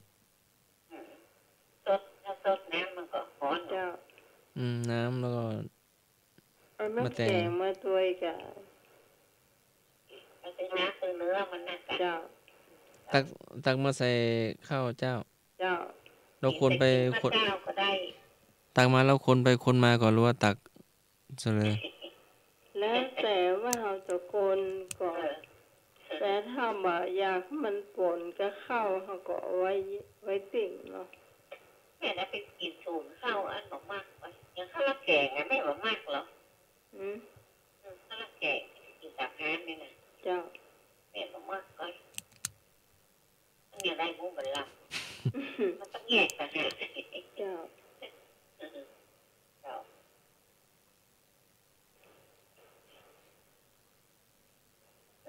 แกงแล้วล่ะ แกงแล้วล่ะแกงแล้วเวลากัน มีของหวานกลับก่อน 5:20 นาทีแล้ว แม่ถูกเก่า แล้ว ก็เนี่ยตอนเที่ย เจี๊ย แจ๊กอ่ะ ถ้าจะมักเล่าเด้อแม่มันมี เจ้า คนเล่าเจี๊ยหายหมดวันนี้ ว่างก็ได้ค่ะ เจ้าก็ว่างก็ได้ เนาะคำเดียวก็ได้ แล้วก็ไปงานเนาะ ก็ได้ยินเอิ้นก็อู้ว่าลำพูนบางลำปางหนาว มันเป็นยังไงลำพูนเป็นยังไงบ่ฮู้นะก็ฟังก็ม่วนดีเนาะเป็นเข้าเมืองบ้านแบบบ้านๆโอ้โหว่าเป็นยังไง เพิ่นนู่นเพิ่นนู่นเห็นแบบนึง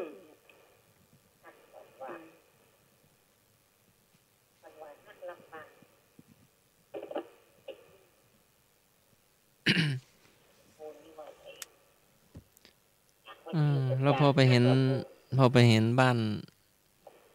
โอ้บ้านเขายังคงโบราณอยู่เนาะหลังคายังเป็นดินขอแล้วก็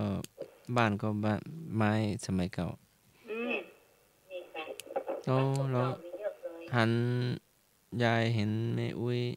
อยู่กับหลานก็โอ้มันอยู่ใต้หูนั่นเหรอหลานอยู่นั่นเหรอ เป็นวิธีแบบบ้านๆเนาะ เจ้า ทุนตะล่าง ใต้ถุนน่ะ ใต้ถุนนั่นแหละพื้นกระลาง ปืนกะล่าง บ้านเฮาเพิ่นหอมปืนกะล่าง คนเมืองเพิ่นเอาพื้นกระลาง ปอปากะ สระอือปืนกะล่าง คนเมืองนะ เจ้า บ้านที่เพิ่นยกสูงอ่ะอยู่ทั้งลุ่มมันก็เย็นล้อ เจ้าเย็น โอ้บ้านเพิ่นก็มันหน้าต่างก็มีอีกแบบนะมันคล้ายๆกับไหลไปไหลมา เริ่มเป็น อ๋อ ปลาไหล เป็นปลาไหล เพิ่นเอาปลาไหล เป็นบ้านฟ้าไหล สมัยเก่าสมัยเก่าเจ้า อ๋อ เพิ่นต้องเจาะเป็นหน้าต่างใหญ่ๆ เห็นวัดสันดอกก็มีอยู่ มันเจาะหูได้น้อย ถ้าเลื่อนไปอีกฝั่งมันก็จะปิดเลื่อนมาอีกฝั่งก็จะเปิดอ่ะ แม่น เจ้า เจ้า ถ้าเลื่อนไปมันก็เปิดแล้วก็ฝามันก็จะเต่ากันเราจะปิด ว่าเลื่อนไป มีกะไม่เคยหัน มี ดู วิดีโอเปิดยังงานมีอยู่เนาะ เจ้า มีอยู่นะ จะก็หายยากเจ้าหายยากขึ้นไปขึ้นมาขยากจะเข้า เออ อยากกินแกงน้ำแก้วหน่อยอ่ะเดี๋ยวเราแต่งไว้หน่อย มันดึกมาก็ทานข้าวเย็นแล้วอ่ะ ก็นึกถึงแกงนั้นเนาะน้ำลายแตกปุ๊บเอาอีกเรื่องเนาะอันอุ้ยก็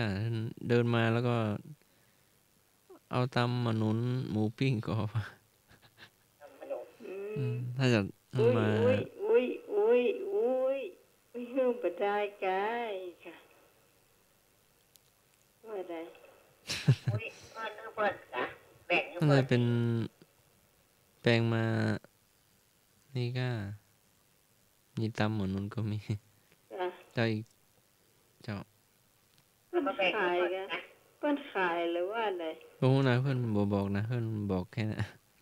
อ๋อ เพิ่นเดินมาเอามาปั่นหรือว่าเอามาขายก็บ่ฮู้นะเจ้าอีกเรื่องเนาะเพิ่นก็แนะนำไปทางเส้นนี้นะไปทางเส้นนี้นะหรือว่าไปทางเส้นเดิมก็ได้เราจะผ่านหมู่บ้านมะล็อกจอกแจ๊กมันเป็นยังไง ฟังก็รถตลก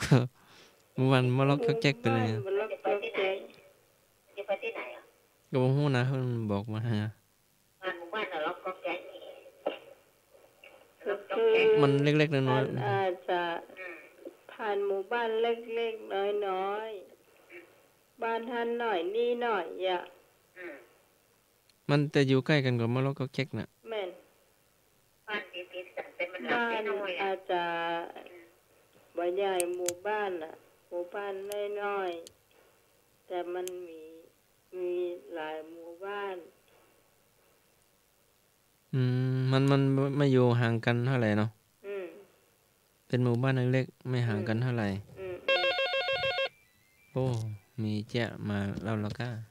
สวัสดีครับ เจ้า เจ้า ผมบะหมี่เกี้ยนนะเนอะ มาล็อกจอกแจ๊ก อยา เป็น กิน จัง ข้าว ได๋ อย่างคุณเป็นสมัยบ้านนะ โอ้ ผมมีแลกตาซอยนี่ก็ได้เจอศูนย์หู เอาศูนย์เข้าหูมี ไป ป่ะ หู ทำไมก็มีแลคตาซอยกล่องใหญ่นะก็กินบ่เสี่ยงบ่เด้นะ เอาใส่หัวหูกกของใหญ่นะ ถ้าเจ้า เอาใส่ กิน หู ถ้าเจ้ากินนั่น รับอยู่เคยรับอยู่ สมัยก็ถ้าเจ้ากินนั่นแม่ นะ อันหมอกบ่ายสาม เออ กินมาม่า หนัง เออ กินมาม่าเป็นห้อง มาม่า สปาเกตตี้เนาะที่ปากหวอน่ะที่มันโฆษณาปากหวอนะ ปากบ่อนะไม่ยิงเนาะ พวกไม่ยิง แล้วมันเผ็ดสุดยอดแต่เนอะโอ้โห เอ็ดขนาดอ่ะ เจ้าแล้วกินคนเดียวกับเจ๊เสี่ยงกินโดยสีน้ำกินโดยหลานนะแบ่งคนเกิงกินแล้วมันจะพอเธอเผ็ดเจ้าก็เลย แต่ กิ ต้อน งแต่ไส้หมดอ่ะ กิน ช เค้ อก บกิน เลยกินเค้กไปทีหนึ่ง น้ำไปใกล้ในท้อง ก็กินตอนบ่ายสามอ่ะโทรมาหาพระอาจารย์อาจารย์ไข้หมดแล้วก่อน เอ็ดโทรมาโทรมา เสร็จแล้วก็ยังกินเค้กไปชิ้นหนึ่งแล้วก็เลยอิ่มแม่ถามจะกินข้าวอีกก็เนี่ย ขอตั้งเลยไม่ได้ พอประเดี๋ยวนี้ อยู่ละ ข้าอยากกินข้าว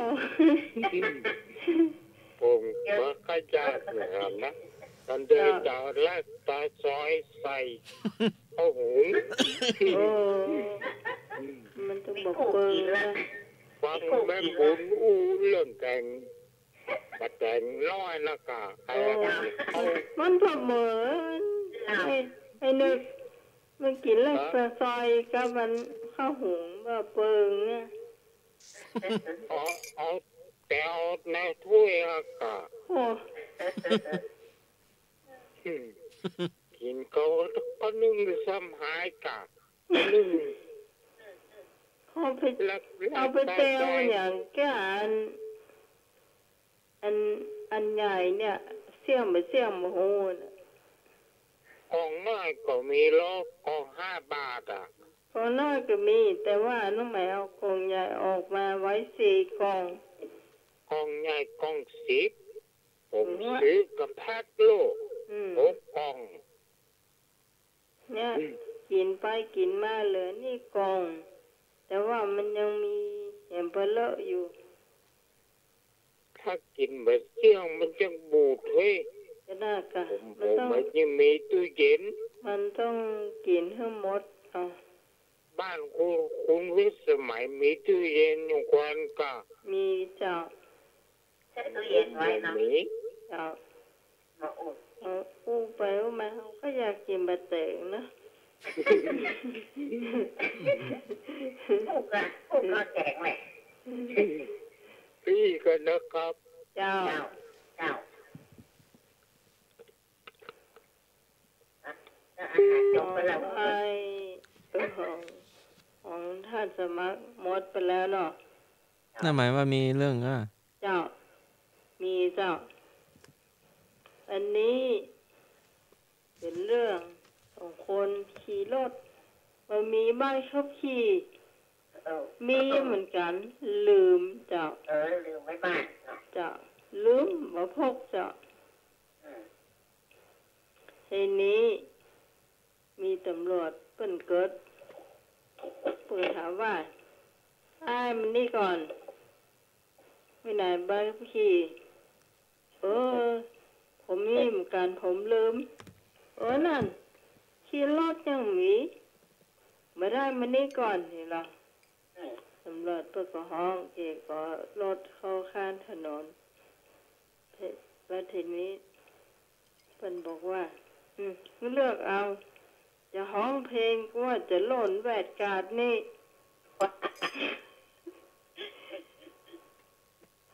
คนแร แล้วเป็ ก นแม่ร้องเพลงดีกว่า คนแรกนี่ร้องเพลงคนก็นักร้องแม่ ฮะ รถกระบีบแต่ตังก้นเนี่ยคนก็นักคนแรกนี่เลือกโอ้ไม่ใช่เวลาหล่นมาได้นะหล่นแล้วต้องกามันบอรถไปตัว คนแรกนี่เลือกหล่นนี่หรอหล่น3 รอบหล่นได้รอบเดียวจากดีทั้ง5ค่ะคนที่สองนี่ดีตั้งแต่คนแรกแต่เพิ่นอยู่ฮะเพิ่นบอกว่าจะเลือกใดคนนี้ก็ตัดสินใจบ่ได้เจ้าห้องเพลงก็เร็วใต้เร็วเหนือห้องก็ห้องบ่จ้างถ้าก่อนว่าได้ก็บอกว่ารถก็บีบแต่ติ๊กๆตำรวจก็ว่าห้องเลยในเมื่อตัดสินใจห้องเลยเหรอก็บ่ห้องเจ้า ร้องไม่ได้ ห้องจนกระทั่งคนแรกนะเพิ่นปีกมาคนที่สองนี่ก็ยังห้องบ่ออก ห้องมาได้เจ้าในที่สุดตำรวจก็บอกว่ารอจ้าบ่ได้ละต้องตัดสินใจละเลิกเอาแกก็เลิกห้องหนูเกิดมาแมวกินหมด ปลาหมด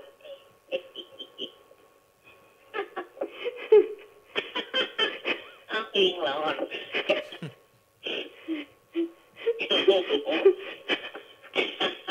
แม่ติดปาก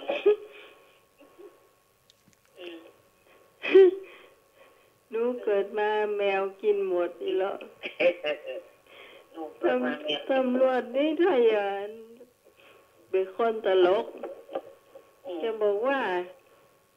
เพิ่นไม่ใช่เป็นอันน้อยๆนะน้องก็ถามว่ามีกี่ดาวมี3 ดาวคนใดหรอมี3 ดาวแล้วไปห้องเพิ่นผู้หมวดได้อย่างไรเนาะเป็นรถขันไป 3 ดาวต้องห้องผู้กองกันเนาะห้องเพิ่นผู้หมวดเป็นรถขันมาเห็น รถคันเปิด น้องก็ว่าแล้วอย่างบาโทรหาเนาะโทรก็ว่าน้องก็ได้เหรอผมมีน้องสาวนะน้องสาวผมร้องเพลงได้เอาเปลี่ยนให้ก็ได้หรอ แต่หูก่อนท่านถ้าโทรน้องน้อยร้องเพลงอย่างร้องเพลงโซ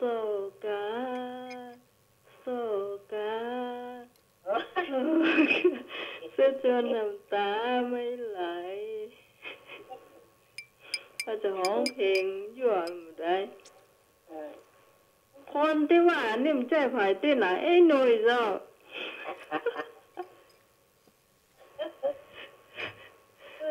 อันนี้ดีดูทางเล่นเหล่าขวัญเนอะอันนี้ตัวเปิ้นเองเล่าผู้ฟังว่ามาอยู่รู้ตันแล้วเล่าขวัญ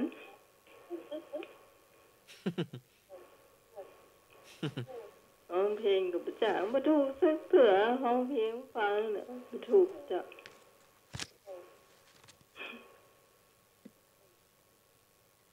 แต่เรื่องอื่นเดียว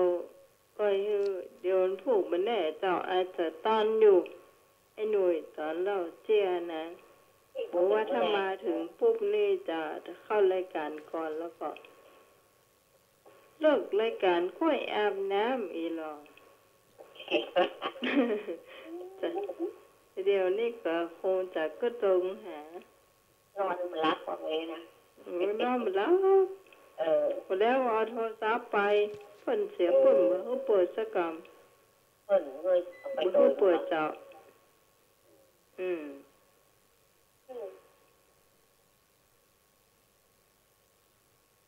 เจ้าเดี๋ยวดูเวลาด้อยหนึ่งเนาะ5:36เจ้า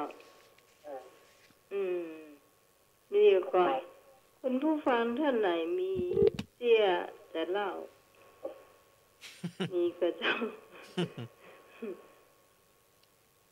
มีความตลกอยู่เหมือนกันเนาะ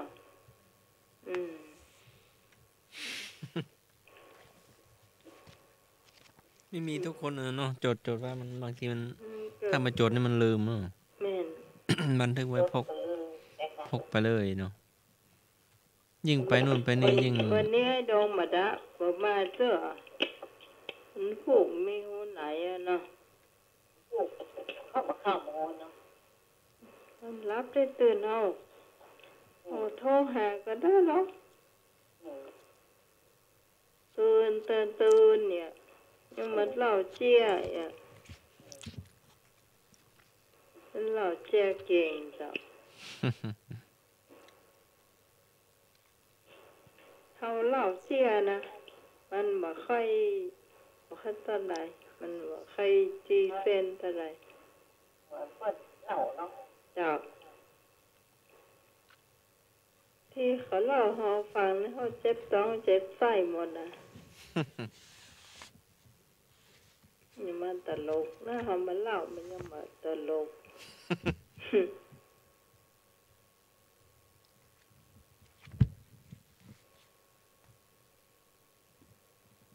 จะต่อไปเป็นอย่างอย่างอ้อกะอย่างอ้อ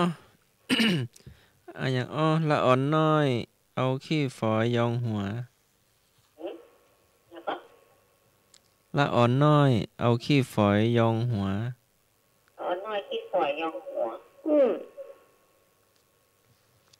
ถูกอีกปลูกหน้าฝนมีหน้าฝนอะมีหน้าฝนใกล้ๆกับอันมะแตงลายน่ะใกล้กับมะแตงลายมะแตงที่มันมีนั่นน่ะอย่างดอกมันน่ะปลูกใกล้ๆกันก็ได้แต่หน้าฝนนู่นน่ะแต่ปลูกหน้านี้ก็ได้แต่มันรดน้ำอ่ะอย่างมะแตง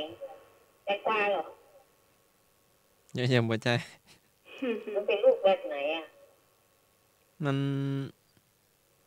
เป็นเม็ดติดกันอ่ะ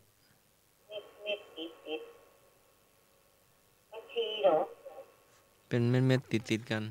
เม็ดผักชีไม่ใช่เหรอยังบ่ใช่มันใบก็ได้มันเป็นฝักอ่ะฝักชนิดแบบไหนต้นใหญ่ต้นเล็กฝักเป็นเนี่ยต้นมันบางต้นก็ท่วมหัวบางต้นก็ถึงคอนะ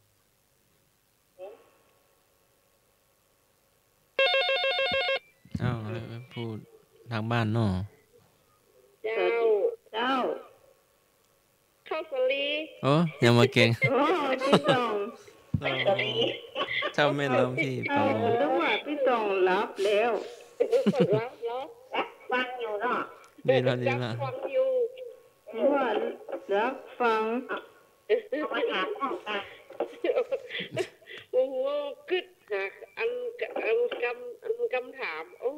เอาอย่างไปถามอันอย่างพวกเขาหูจักประตกประเสียงแล้วแบบอันนี้มันบุญอย่างหูจักว่าพี่เรื่องของพี่ตองถามหน่อยเต้าว่าน้องไหมเล่าเจี้ยตลกว่ะผมไม่บุญไข่หัวค่ะ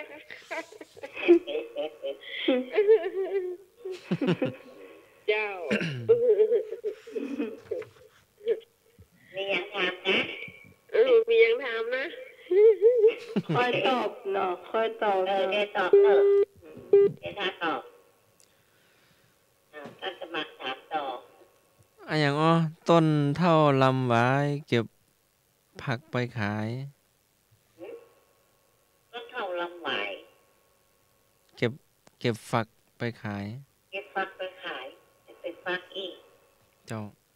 ต้นเท่าลำไว้มีฝัก แต่มันอยู่ในน้ำนะ อยู่ในน้ อืม ที่ผู้เจ้าพิจารณา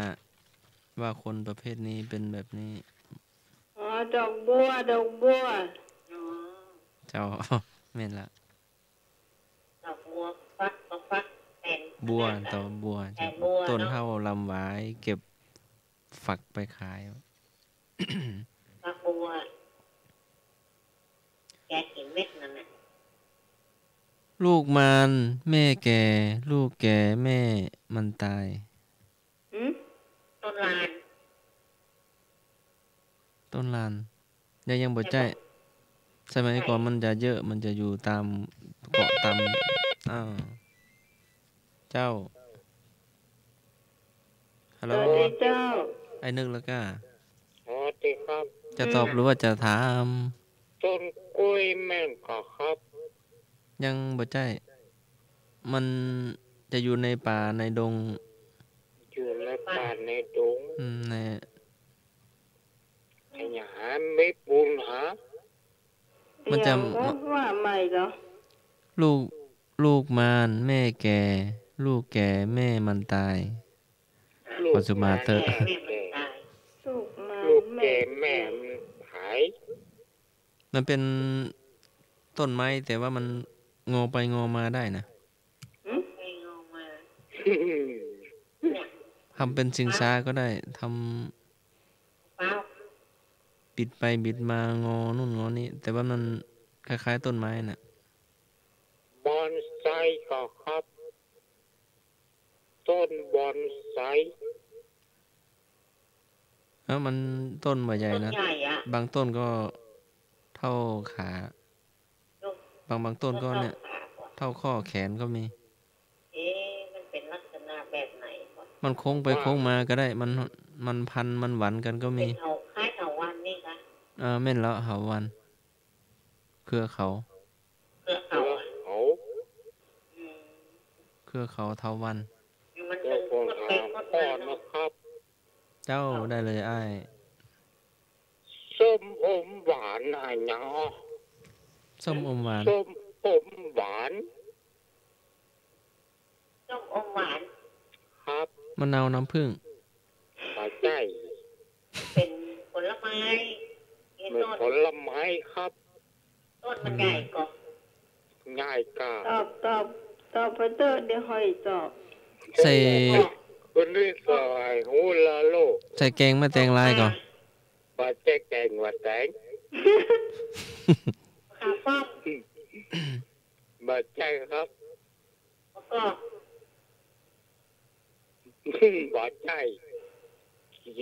กินมาตอนฮอนนะหรอ มะ ตู ตูม เลินอาหารจะดี มะตูม โจก ปัจจัยครับ กาแฟ แล้วปัจจัย กินมะตอนมะยง ปัจจัยครับ มะม่วงมะพร้าว มะม่วงดักกะ มะม่วงละ มะม่วง เจ้า มะม่วง แต่ กับ น้ำอ้อยอ่ะ เออ ตำมะม่วงใส่น้ำอ้อย กินกระเพาะตอน อืม เจ้า เจริญอาหารจะดีหมดกันเนอะ เจ้า ออกคนเมื่อยหาไม้เปิ้งนั่งตำสู้มือกินแม่เอาตำสู้ให้กินอ่ะ ก็ว่าคนเหมื่อยหายไหมแม่ทำไมกินข้าวตะวันอ่ะ กะโหลมันเป็นวิตามินซีเหมือนกะโหล กินมีกินตำม่วงมีกินตำม่วง ลำ มะม่วงกินกับข้าวตอนหมอเหมือนกันนะ ลำละ แล้วจะไปลืมลูกกับลำเนอะอืม อยู่ลูกกับล ผมจำไว้ละจดไว้ละ อืม อย่าตีกันนะครับ เจ้าเดี๋ยวเอิ้นมาเนอะ ครับ เจ้า อ้าวทุกท่านเลยเอิ้นมา ช่วงอะหยังรถแข่งเลี้ยวโค้ง90องศาล้อไหนไม่แตะพื้น รถแข่งเลี้ยวโค้ง90องศาล้อไหนไม่แตะพื้น ำล้อไหนเหรอล้อเลี้ยวซ้ายเลี้ยวขวาล่ะ เจ้าเลี้ยวซ้ายก็ได้ขวาก็ได้ รอหน้าแล้วก็ มันจะอยู่ถ้าคำเมืองก็ที่ว่าไปตะเกียมันปืนกระล่างอ่ะปืนกระล่างรถอ่ะล้ออย่างอยู่ตรงนั้นอ่ะ ล่างต้องมันน่ะ อ่า ต้อง เขา รถอ่ะ นั่นน่ะล้อเขาเรียกว่าล้ออย่าง ล้ออย่างล้อพวกล้ออย่างที่คนน้อยล้ออะไรมันน่ะ แม่นแล้วถูกแล้วล้ออะไร เปิดไว้ปืนน่ะเนาะ เอาไว้ปืนกระล่างเขาได้ก่อน ไว้ปืน2 รถนั่นน่ะเอา ไว้ปืนรถอ่ะเนาะ เอาไว้อะไรเวลายางมันแบนเนาะ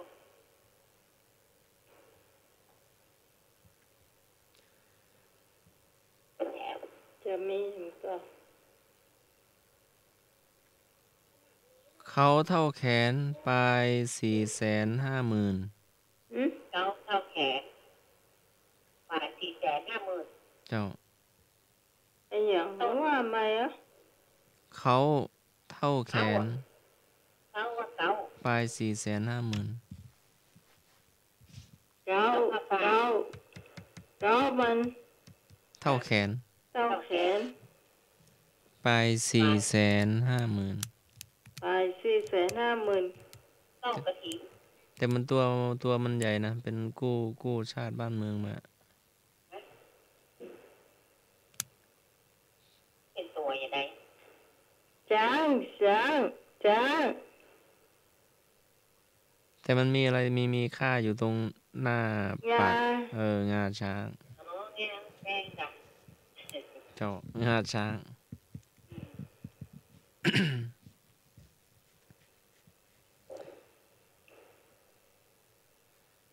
พูดถึงร้องเพลงนะร้องเพลงช้างก็ได้เนาะช้างอย่างเนาะโอ้ตำรวจฟังนะ เกิดมาแมวกินมด เจ้า ใครอ่ะ หนูเกิดมาแมวกินหมดสักไก่ ไอ้หนุ่ยต้องไปดูเกิดมาแมวกินมด ก็เดี๋ยวให้หน่วยมาผูกกระแสวเนี่ย ผมมีปัญหาข้อนะครับ เจ้า ได้กล้าปันกัน น้ำหน้าโถถุงตัวหลังโถถุงไงเนาะ นำหน้า6 ถุง น้ำหน้าก็โถถุง ตัว ตัว หลั หลั ง ง ถอ ก็ ด โถ หู ถุง ใต้ถุน บายแจ้ครับ ลากกระทุน ครับท้ายใต้ก็โถถุงอันหน้าก็โถถุง อ๋อ ต้นก็โถถุง ต่อถุงที่หน้าถึงหลัง ครับ มี4 กำลังนะ ถูไทย อยู่มันมีถุงนวัดโบสถ์วิหารกุฏิเนี่ยเนี่ยต้องห้องอะไรหยัง มันอยู่ใต้กุฏิกะหรือว่าอยู่ใต้โบสถ์ บาดเจ้าครับอยู่ในวัดนะ มันเตียวไปเตียวมาก่อน บาดเจียวครับโบสถ์ไปเจียวได้อย่างไร วัดโอ โบสถ์วิหารกุฏิเพิ่นหอว่าหยัง ต่อถุง เที่ยวโบสถ์ บาดเจ้าครับมี4 กำลังนะ ลำไอ้อย่างเนาะ คำถามสุดท้ายในสอบไว้นึก กวาดถนน ถุง50 บาด ละ ใจ มันขึ้นตามต้นว่าใดอ่ะ มันมีตุ่มในวัดแต่ในวัดในวานะ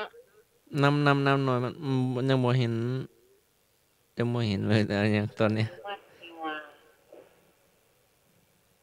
มันจับมันได้ก่อน ได้กะครับ มันจับแล้ว เอาเข้าไปสวดมนต์ได้เลยโบ ไป สถ์ สวดมนต์ วิหารกุฏิเพิ่นหอว่าหยัง จับมันได้ มันหายใจได้ก่อ ไปได้อย่างไร ไปได้อย่างไร โบสถ์ไปหายใจได้อย่างไรวิหารไปหายใจได้อย่างไร อ๋อพระประธาน วัตถุวางอยู่กับตีมันก็ โบสถ์ บางอยู่กับที่ละกะ ประตูโบสถ์ มันวางอยู่กับ น้ำ ตี มาใช้ บันไดโบสถ์ นี่ เพื่อห้องว่าอย่างอ้อมีสี่กรรม มีสีกรรมจับได้ พื้นโบสถ์ มาใช้ครับ ก็คือต้นด้วยขอถู Ừ. หลังคาโบสถ์ ขึ้นต้นด้วยขอถุง ขอถุง เจ้าคือต้นด้วยขอถูอ่ะ ครับหัวโถถุง ล ซ้าง ย ท้าย หั ก็ ว ขอ ถุ ถู ง อ่ะ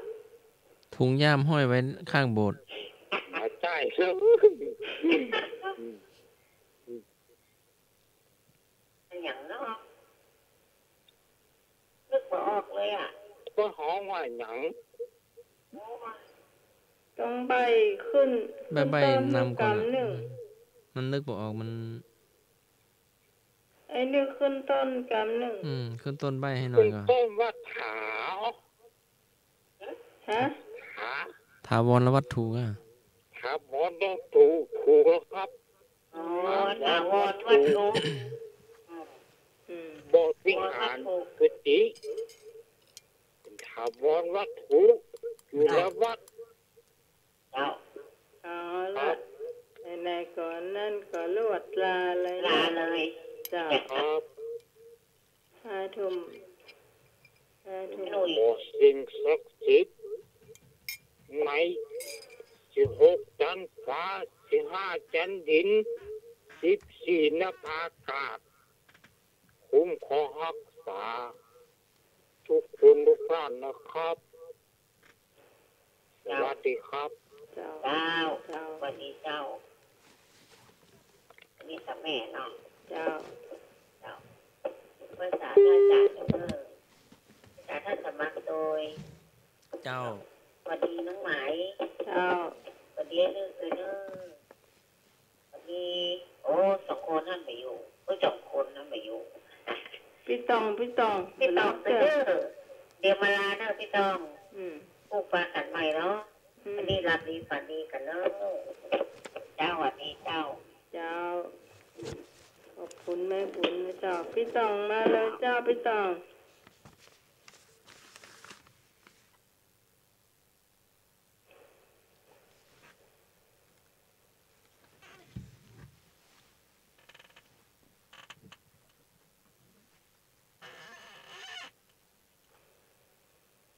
พี่ตองมาลาได้นะเจ้า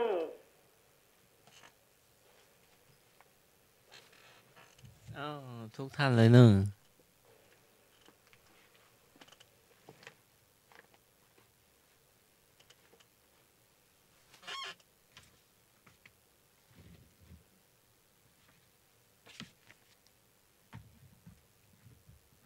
นภารับหรือยังนภาจะลาก่อน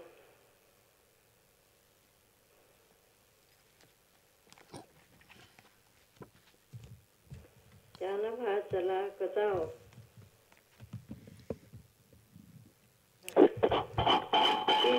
นภา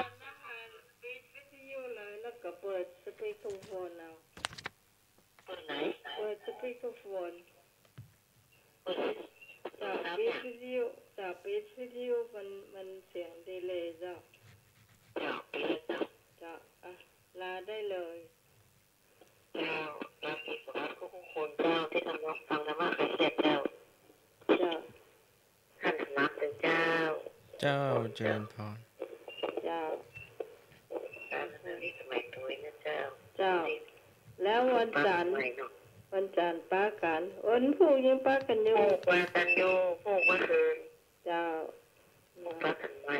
เจ้า ปักมันที่บ้านเจ้า เจ้า เจ้า เจ้าสภาได้เจ้าอ่ะท่านสมัครเจ้า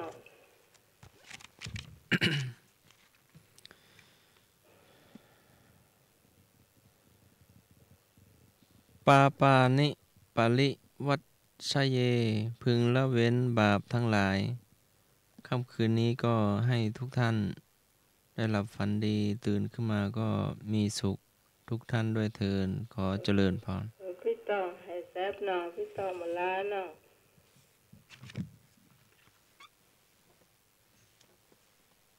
อย่าไปเป็นอย่างเนาะผูกเขาเกิดตึงป้ากันใหม่อยู่แล้วเนาะสำหรับค่ำคืนนี้ขอบคุณผู้เสียงทุกสายที่มาช่วยน้องใหม่จัดรายการธรรมะใครเครียดนะจ๊ะวันพรุ่งนี้เราจะมาปากันใหม่โดยทีมงานธรรมะใครเครียดของเรานะจ๊ะวันนี้ขอลาคุณผู้ฟังไปก่อนสำหรับคุณผู้ฟังที่ชอบฟังเพลงขอบคุณเจ้าแม่นางนอนก็จบรายการนี้ก็ฟังกันต่อไปนะเจ้า